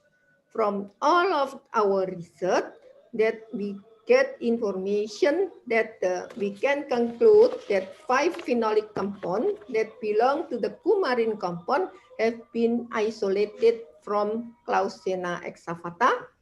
For the isolated compound, so that the ability to inhibit free radical test. For isolated compound, so the anti-diabetic activity, although it be lower than positive control acar boost.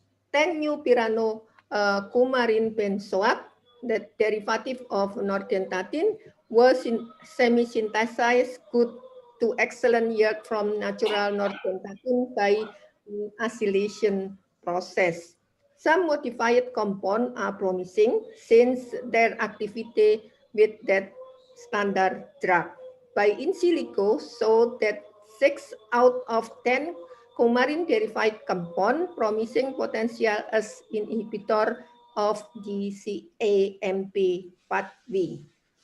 So for our next project of Clausina, that now our student work for 2 species of Clausina. First is Clausina excavata also, but not come from Myanmar, that we do the Clausina excavata that come from Indonesia, that we will compare. Is that any correlation or any same or not between Clausina excavata from Indonesia and also from Myanmar? We also find that the species is similar with Clausina excavata in Indonesia, but the smell of the plant is stronger than Clausina excavata. We call it Clausina hammandiana. This is the picture that last 2019 that I also visit to ICCBS for the symposium. Really, today I want to join with you all, but because of the situation, I cannot join with all of you. Before I close my presentation, I would like to say thank you to Dr. Tin Miotan, that our student that already back to Myanmar. My student Muhammad Ikhlas Abjan, now he is working about the computational chemistry. My partner, my colleagues, Dr. Imam Siswanto and Dr. Alvinda Novi Kristanti, also my partner, Dr. Yoshiaki Takaya. Thank Dr. you Amin, very much. very much thank you. I'm quite sure we all know that you love to be here and know that, and we all love to come on Somalia and visit your own university. If anybody has got any question, has anybody got any question? No more questions. Okay, I think there is no question, and I'm quite sure you delivered very good, and thank you very much. Thank you very much. Assalamualaikum warahmatullahi wabarakatuh. Assalamualaikum. Thank you very much. You delivered very good and on time. Well done. Thank you.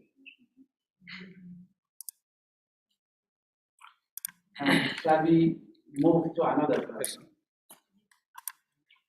Okay, the next person is, I think, Dr. Zahra Batul. She is assistant professor in Dr. Panjabi Center for Molecular Medicine and Drug Research, ICCBS, University of Karachi. And she has an award and the recipient of ISNPC-15 grant award for category 1B research supplies for use in the applicant's laboratory. Her other achievement is working as an assistant professor at Dr. Panjabi Center for Molecular Medicine and Drug Research, International Center for Chemical and Biological Science, University of Karachi. She is working in the field of neuroscience. Her research is focused on the effect of pharmacological intervention and drug therapy on brain activity in disease as well as in normal state in animal model of anxiety, depression, dementia, aging, and metal toxicity. The prime interest is to investigate the preventive and therapeutic state strategy to cure, delay, or prevent a life-threatening neurodegenerative disease. She has more than 50 publications in reviewed national and international journals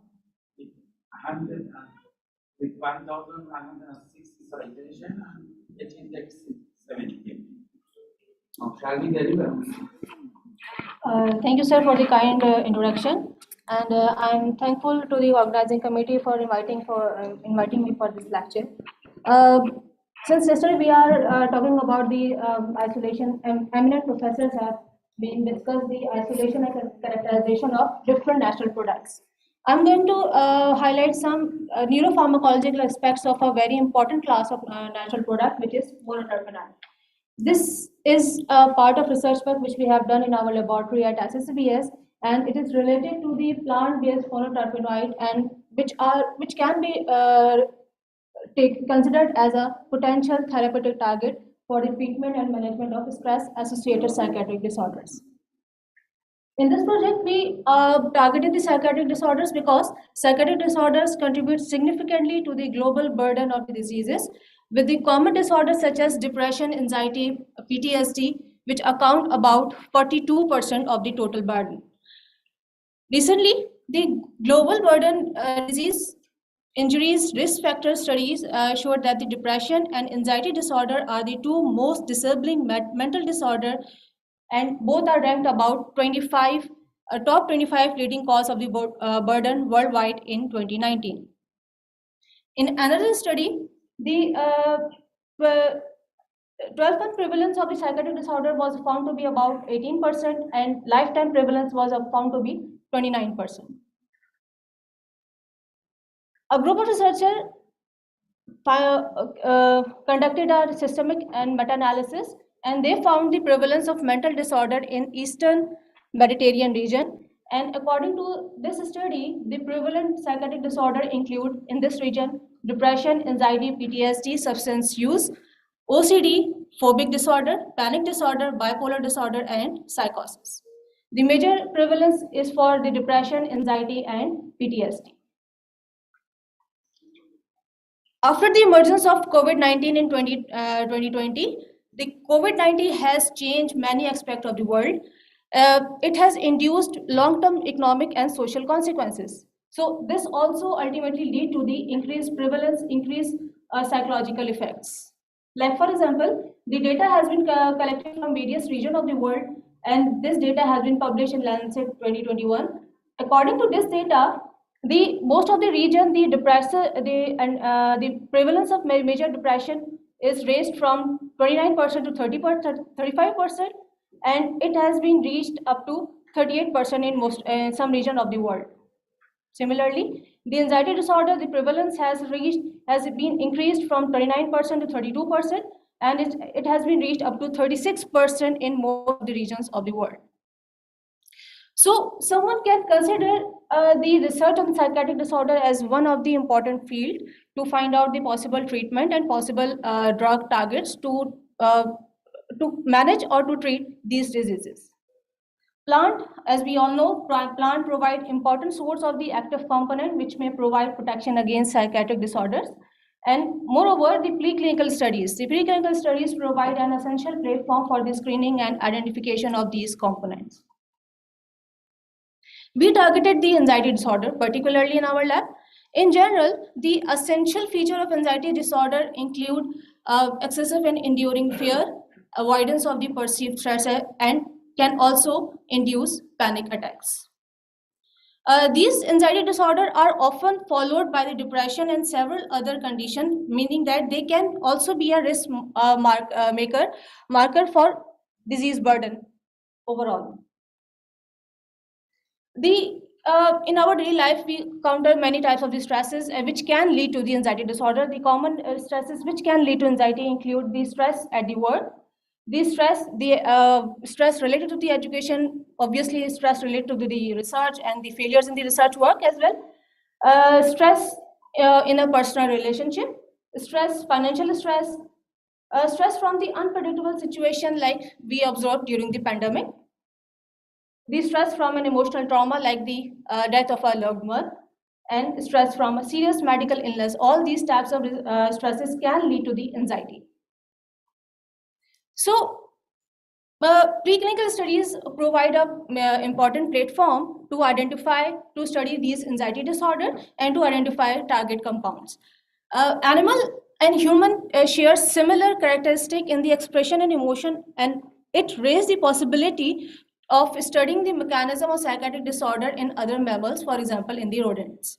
So the development of animal model of anxiety has helped to identify the pharmacological mechanisms and potential clinical effects of these several drugs. But There is an important point that the animal model of anxiety do not intend to replicate all features of the symptoms of a specific anxiety disorder, but rather generate a state of the anxiety that could be related to these disorders. So basically, in pharmacological labs, two different types of the models can be used to develop the anxiety. One is the behavioral model, and second is the stress model for anxiety. The behavioral model include elevated plus-miss, light-dark transition box, social interaction test, open field test, hold board test, whereas the stress model include restraint, immobilization stress, temperature variation, and electric foot shock stress. The behavioral model included the elevated plus-miss. This particular model depends upon is based on the natural behavior of the animal, natural behavior of the rats, that they are the nocturnal animal and they prefer to stay in the closed and dark areas. So elevated plus-miss is consist of 2 open arm and 2 closed arm, and if rat is experiencing some kind of the anxiety, then rat will stay more will spend more time in the closed arm as compared to the open arm. Similarly, the light dark box also based on the same phenomena. If the rat is anxious, it will spend more time in the dark box as compared to the light box. Another important test is the social interaction test. It is a different test. In this test, the test animal is exposed to a new animal. And as we observe in the human, if the human is anxious, the human or the patient avoid the social interaction. In the same way, if the rat is anxious, it will not interact with the new animal. So this is the main mechanism of this test.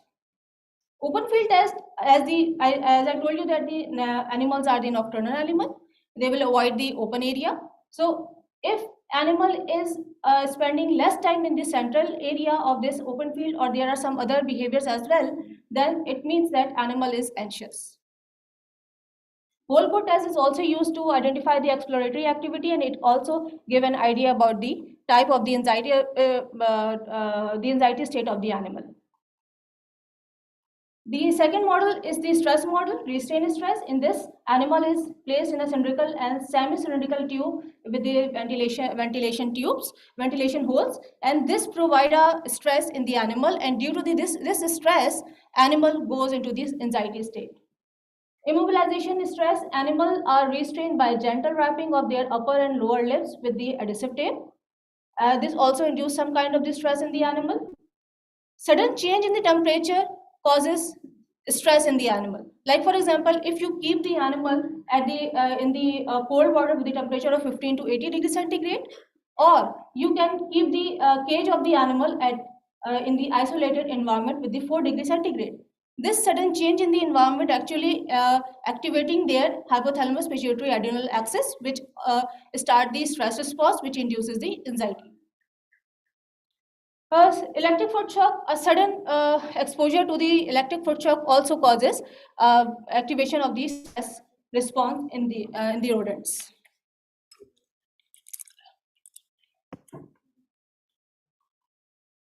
So in our set of experiment, we combine both types of behavior and a stress model to induce the anxiety, and we confirm the development of the anxiety with the help of the standard diazepam, standard anxiolytic, which is the diazepam.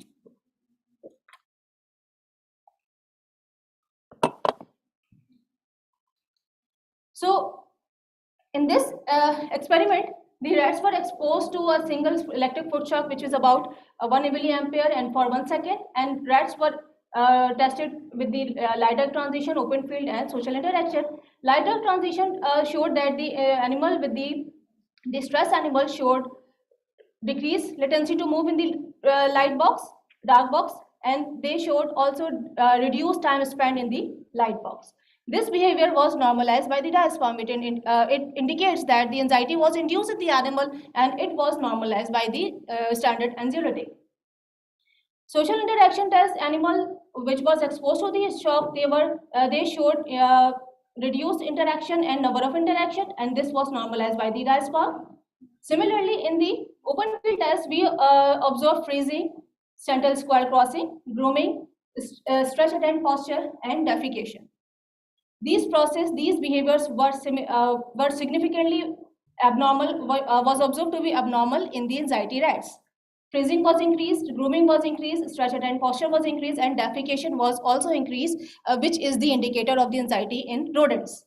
These all behaviors were normalized by the diazepam. So if you move towards the treatment, possible treatment, the existing drug therapies are limited because of their potential abuse, tolerance, and dependence. Essential oil have been used for the centuries as traditional medicine because of their long history of use. It is suggesting that they may be effective for the treatment of different diseases, for example, psychiatric disorders. The important example include lavender, jasmine, orange blossom, lemon have been used for their calming effect in aromatherapy since ancient time. For example, lavender has shown to improve the mood, reduce the stress and anxiety. It also alleviates the stress marker. For example, it reduces the cortisol and the serotonin. The important component which is present in the essential oil of the lavender include linalool, linearyl acetate, and cinnol. Rosewood, which is also known as the Brazilian rosewood, it's volatile, and various extracts are used in the Brazilian traditional medicine for their sedative, antidepressant, and anticonvulsive effects. The major component is the linalool, which is about 80 to 90%.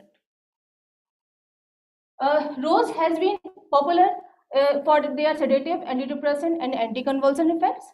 And psychological relaxation and anti-anxiety effects are also reported due to the use of the essential oils of the rose. The important components include linalool, citral, carbon, and limonene. Rose oil primarily also has geraniol and citronol, which has been reported to reduce the anxiety-like condition in various studies. Bergamot, another plant and extract, is known to relieve the symptoms of anxiety in patients, and it also decreases the stress marker. The important components include limonene, linalool, linearyl acetate, and alpha-pinene. So most of the essential oil contain the terpenoids, particularly the monoterpenoid. So because of this reason, we selected a terpenoid, monoterpenoid, which is present in most of the essential oil, which is geraniol, and we applied we have administered the geraniol in our disease model. In this set of experiment, we applied geraniol and diazepam as a positive control, and geraniol was administered at different doses. We again exposed the rats with the electric shock and observed the behaviors by different behavioral parameters. In the social interaction, we observed that the stress rats showed reduced interaction and number of interaction, and this was normalized by the geraniol dose dependently and by the diazepam. In the light drug transition, time spent in the light box was significantly reduced in the stress animal, and this was significantly elevated dose dependently by the geraniol and the diazepam. Different behavior in the open field, freezing, stretch and posture, and defecation was shown to be abnormal in the stress rats, which was normalized by the geraniol and diazepam. So besides, if we talk about some special biomarker which can identify the stress state of the animal, the important biomarker stress is also defined as a physiological response by which some biomarker can be increased in the body. For example, exposure to the stress can lead to the activation of pituitary gland. Activation of pituitary gland can lead to the activation of hypothalamic pituitary adrenal axis, which can lead to the increased release of the cortisol in humans and corticosterone in the rodents. Increased corticosterone induces some anxiety and stress-like responses. Like, for example, increased corticosterone has been reported to increase the palpitation, heart rate, and it also induces anxiety-like response. Moreover, the interplay between these corticosterone and some neurotransmitter, for example, noradrenaline and 5-HT also exist. Acute stress increases the noradrenaline level in different brain regions, and increase or noradrenaline level can induce stress and anxiety. Similarly, the 5-HT level, acute stress can increase the 5-HT level, and this increased 5-HT level is all responsible for the stress and anxiety-like condition. So for this reason, we determine the corticosterone and 5-HT levels in our rat model. The corticosterone was significantly increased in the anxiety group, which was significantly dose-dependently reduced by normalized by the geraniol and diazepam. Hippocampal 5-HT level and 5-HIA level was increased by the anxiety in the anxiety group, and again this was normalized by the geraniol and diazepam. Other monoamine were also analyzed, for example, noradrenaline, dopamine, DOPAC, and HVA. The monoamine, noradrenaline, dopamine were significantly increased in the stress model, and their metabolite were also increased. And this was normalized dose dependently by the geraniol and the diazepam. Besides these biomarkers, the EEG recording is also play important role to study the psychological disorder. The EEG has been and is still being used as a marker for determining the presence and dynamic of various psychiatric disorders in the human. For example, alteration in the EEG oscillation have been reported in the anxiety disorders. Like for example, Sheldon et al. In 2021, they have just reported that the reported elevated theta rhythm in the students which have been diagnosed with the clinical anxiety. Similarly, increased power of the low beta and increased power of the high beta has also been associated with anxiety, fear, and hypervigilance. So because of this reason, we also monitor another set of experiment. We recorded the EEG oscillation in our stress model and the rats which were administered with the geraniol and diazepam. To confirm the induction of anxiety and alleviation, we performed the elevated plus maze. Anxiety was significantly induced by this electrical shock, which was normalized by the geraniol and the diazepam, which confirmed the induction of anxiety and the alleviation of the anxiety by the treatment. When we quantified the different EEG bands in our rat model, we observed that the low beta, high beta, and gamma power were significantly increased in the anxiety rats, and these abnormal bands were normalized by dose dependently by the geraniol and the diazepam. Moreover, when we are talking about the EEG oscillation and when we are studying the anxiety, then the coupling of the beta and delta and beta is a very important parameter to study the anxiety. It's the last slide. So that's why the strong coupling of the delta and beta can be monitored, can be obtained by the correlation, by determining the correlation between the delta and beta power. And in our set of experiment, we observed that a strong delta beta coupling was observed, and the correlation was drawn between the power of the delta and beta waves for the control and the anxiety group. And this correlation was not observed for the control and the 3 treatment groups. Actually, the coupling between the delta and beta represent the cross-talking between the cortical and subcortical region. And the cross-talking between the cortical and subcortical region is actually increased during the anxiety. So it is also representing the effectiveness of the treatment of our targeted treatment, that the geraniol effectively reduces the cross-talking between the cortical and subcortical regions, and by the diazepam as well, and this may be because of normalizing the neurotransmission which we observe in our experiment. So in conclusion, electrical foot shock is a useful rodent model to screen and explore the anxiolytic effects of the compound. Plant-derived compounds like terpenoids, especially the monoterpenoids, have a great potential to combat the stress and anxiety. Geraniol in our case was found to reduce the anxiety condition by normalizing the stress hormone neurotransmitters, leading to the normalized cortical oscillatory activity. At the end, I would like to acknowledge ICCBS for providing the funding and facility to conduct this project. I must acknowledge Reda Nisar, who worked on this project. I also acknowledge Iman and Asad for helping in different lab work. My special acknowledgement to my mentor, Professor Dr. Saida Haider, who guided me and motivated me in different aspects. My special acknowledgement to Dr. Daraksha for providing access to her lab facility. Also acknowledge Professor Shabana, Professor Farzana, and all the ISNPS members to help us in different aspects. I would also acknowledge the Seismic Institute from Iran who help us to optimize the electrophysiological tool in our lab.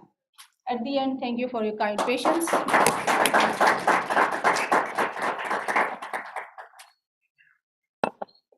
Thank you very much. I have one question, only short question. Sure. Please, yeah, please. Being a sort of epilepsy and the behavior, just would like to know one thing. That your target compound blood-brain barrier permeability. Yeah. And do you have a chance to look on? No, there is a data. Yeah. And methylated molecules, they have some difficulty to penetrate the blood-brain barrier. I exactly don't look out in our experiment, but there is a data which reported that the geraniol can easily enter into the brain, into the plasma, and it has a very high permeability. It is a lipophilic in nature, so it can easily cross the blood-brain barrier. And when you select the same scopolamine bromide hydrate, the same compound, but just methylated version is not going to enter, but non-methylated version is going to enter. I exactly cannot answer on this point, but the literature which have been observed and the behavior which we have observed, that after the administration of geraniol, we visually. Yeah. Okay. We will add this suggestion as well. Thank you. Any question? No more question? Oh, thank you very much, Dr. Bajul, for your nice and rather fast deliberation. I would wish success for you, and I have a present from the organizing committee for you. Would you like to comment, please? Give her applause, please.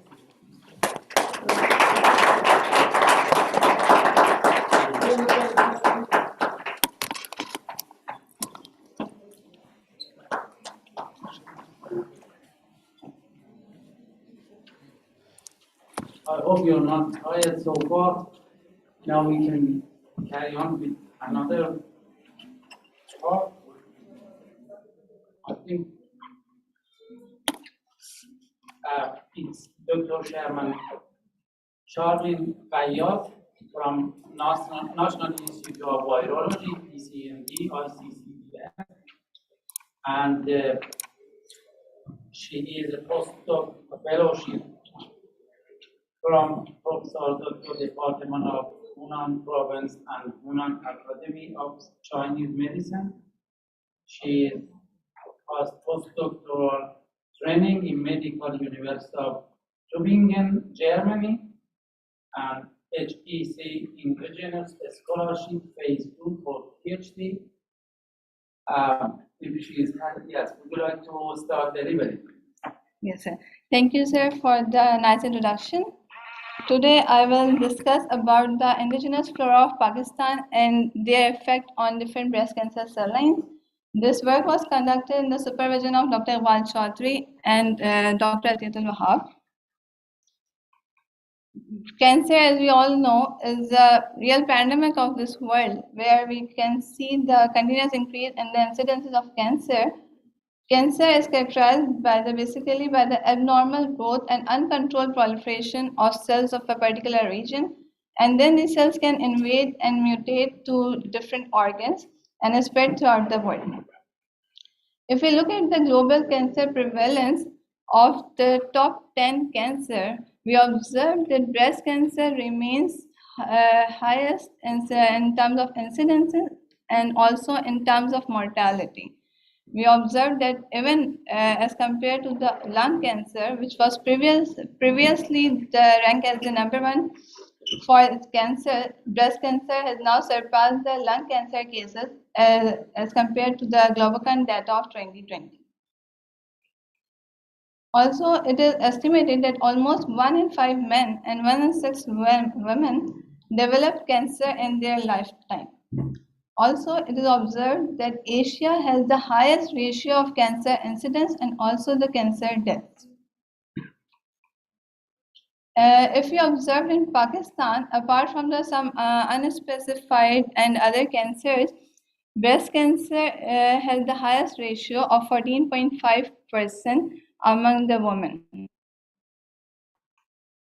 Also, during the last era, we have observed some discoveries and the advent of some modern drugs and some targeted therapies such as antibody-targeted trastuzumab, imatinib, and some many other drugs. But still, there is a gap, and the basic and this advent of development of different drugs actually increased the survivorship. If we look at back at from 1990s to 2010, we have seen a continuous decrease in mortality rate and an increase of survivorship.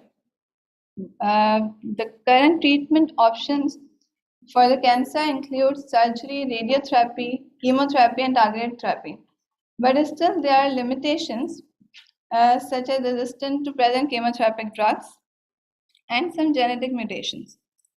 Farm ethnicity is also a major hurdle in the treatment of cancer because from different regions there are differences in local practices, there are genetic differences, there are drug-drug interaction and some other differences. So our way forward should be a way where we can use some indigenous plant or the origin of the disease or some natural material should be used for the treatment. As we have observed that now the world is focusing to treat the disease with the natural product. The National Cancer Institute of USA has focused on screening plant extract with anti-tumor potency for the discovery of new drugs. A herbal product prepared from blue citrus is currently in clinical trial for estrogen receptor positive postmenopausal breast cancer. Another herbal extract from Sclerotillaria barbata have passed phase 2 clinical trial for metastatic breast cancer. Also, the combination therapy, that is current chemotherapies along with some herbal formulation, also showed some significant effect and an increase in apoptosis induction in breast cancer cells were observed when tamoxifen is combined with crispus extract. And in the present study, we have evaluated some breast cancer agents from the natural flora of Pakistan. Because Pakistan, being a land of river, being a land of desert, and there are some hills, from Karachi to Kashmir, there are different climatic zones. The difference in latitude and difference in climate favored a variety of plant growth. There are almost 6,000 plant species, of which approximately 400 to 600 are considered to be medicinally important. From the arid land of Potawar plateaus, there are some only thinly wooded plants, while the Balochistan is known for the production of olives and dates, while the fertile lands and the Indus River valleys are known for the production of some fruit trees. Our group is continuously involved in the preservation of local indigenous knowledge, which is transferred only from generation to generation, and there is no documented data. Our group has conducted projects for the scientific evaluation and product development from the folk medicine of Sindh. We have also conducted ethnobotanical surveys to obtain indigenous knowledge for the use of this knowledge in treatment of women diseases and skin diseases. These projects were aimed to use a scientific approach and to document this knowledge, which can be used further in a systematic way. We have also established an extract bank at Dr. Panjwani Center of Molecular Medicine and Drug Research, where we have about 181 dietary and 162 medicinal plant extracts. These extracts are preserved after proper tagging and giving the barcode and with proper documentation. During our study, we have evaluated 233 dietary and medicinal plant extracts. These extracts were evaluated in a panel of breast cancer cell lines, CF7, MD-MB231, AU565, BT474, and HS578T.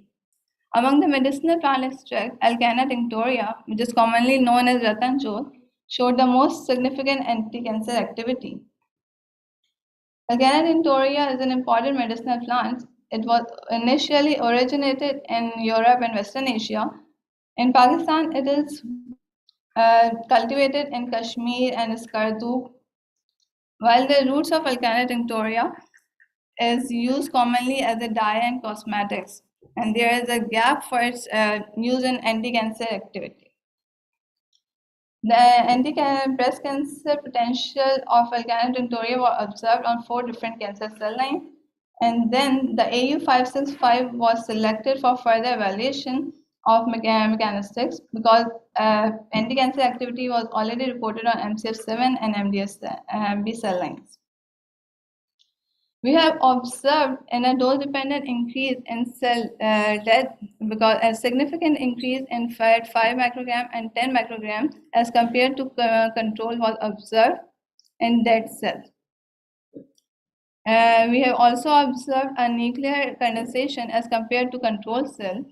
At 10 microgram per ml of Alcana tinctoria extract, we have observed some necrotic deaths, as we have seen some nuclear shrinkage and leakage in the dye, which indicated the necrotic death. This was further confirmed with the flow cytometric analysis, and we have observed from control to 5 microgram and the 10 microgram per ml extract an apoptotic to necrotic shift. We have observed some early apoptotic cells here, but the most of the cells are shifted to necrotic region at the concentration of 10 microgram per ml. Because cell cycle has a very prominent role in cell growth and cell division basically.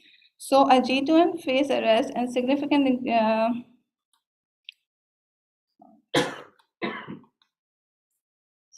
increase at G2M phase G2M phase arrest at 10 microgram per ml indicated that cells are arrested and they cannot be proliferated, and the induction of apoptosis.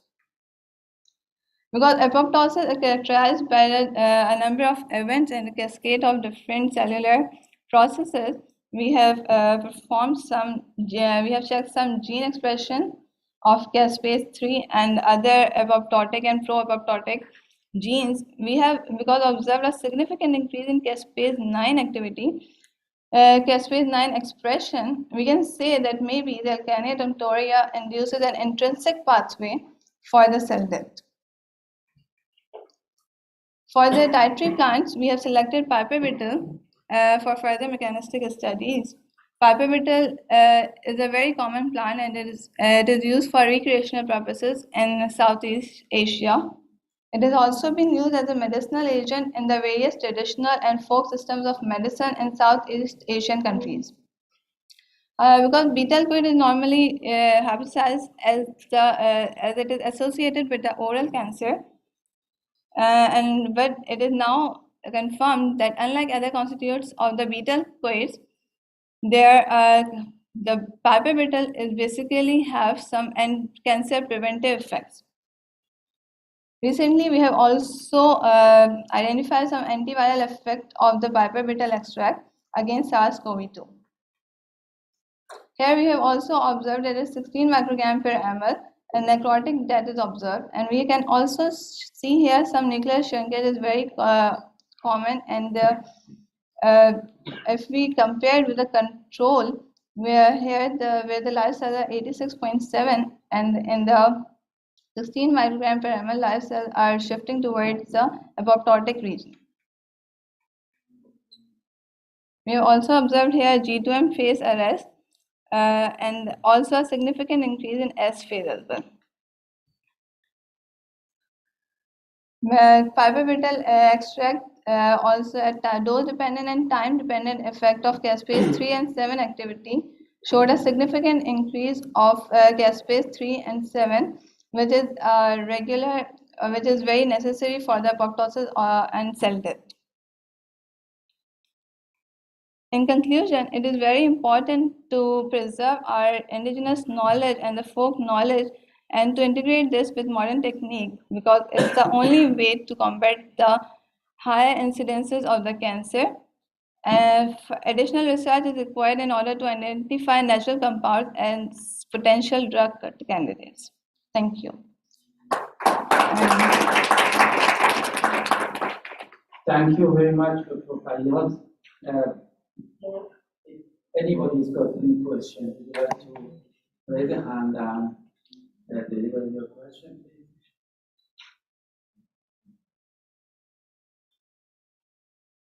No question? Yes, sir. What is the likely correlation between cancer cell lines and actual cancer? Even in xenograft, xenograft, that cells can be implanted in live animal and cancer grow. So, is there any correlation between in vitro cell, let's say, and in vivo? Say mostly the main of the you say the reluctant is the 2D dimension, because normally we grow cells in 2D. So and the basic problem of the cancer is that it's formed clumps. So if we grow cells in a 3D, the results are more obvious, or more chances to replicate in the in vivo model. Same or the real cancer, it may behave as a real cancer. In a 2D cancer, it is you must say that there may be some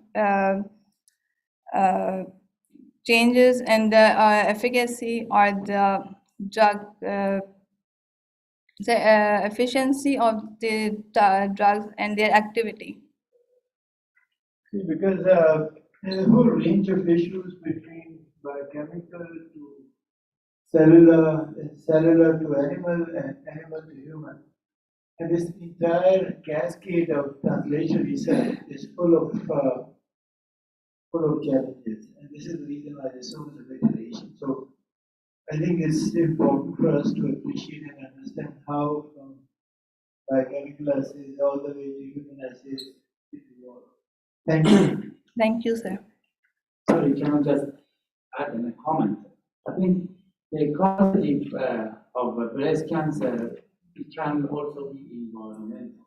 I remember like a group of Vietnamese farmers migrated to Australia, and the breast cancer in them lowered quite dramatically.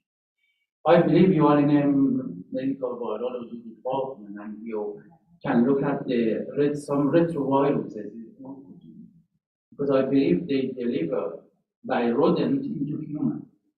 So if you look at the epidemiological aspect of the breast cancer, if you pinpoint any particular area where the breast cancer is started, then you really can be able to find these environmental, like the retroviruses of rodent. That's what we always think can be done. And also, so many new chemicals introduced in our life. Last 10, 15 years, we have so many new preservatives, and this could be because of one of these trigger breast cancer. So, in this country, we are extremely unfortunate because we have this early onset of breast cancer. Among the highest in the world, certainly the highest in Asia. Thank you very much. And there is a present for you from the organizing committee. Thank you, and give her applause. Probably she packed herself. Sorry. Probably she packed. She's your very good. On behalf of organizing committee, we have some announcements. For registered foreigner participants, all are requested to kindly gather in front of auditorium at 5:45 p.m. for the institutional visit at 6 p.m. sharp. And there will be a poster presentation session along with tea at the HEJ lawn. And lastly, for registered participants, cultural evening is arranged in the auditorium at 7 p.m. followed by gala dinner. तमाम तालिब इल्मों से गुजारिश की जाती है कि अपना conference card और registration slip अपने साथ लाएं और ये गाला डिनर में दाखिले के लिए ज़रूरी है. Thank you so much. Thank you very much.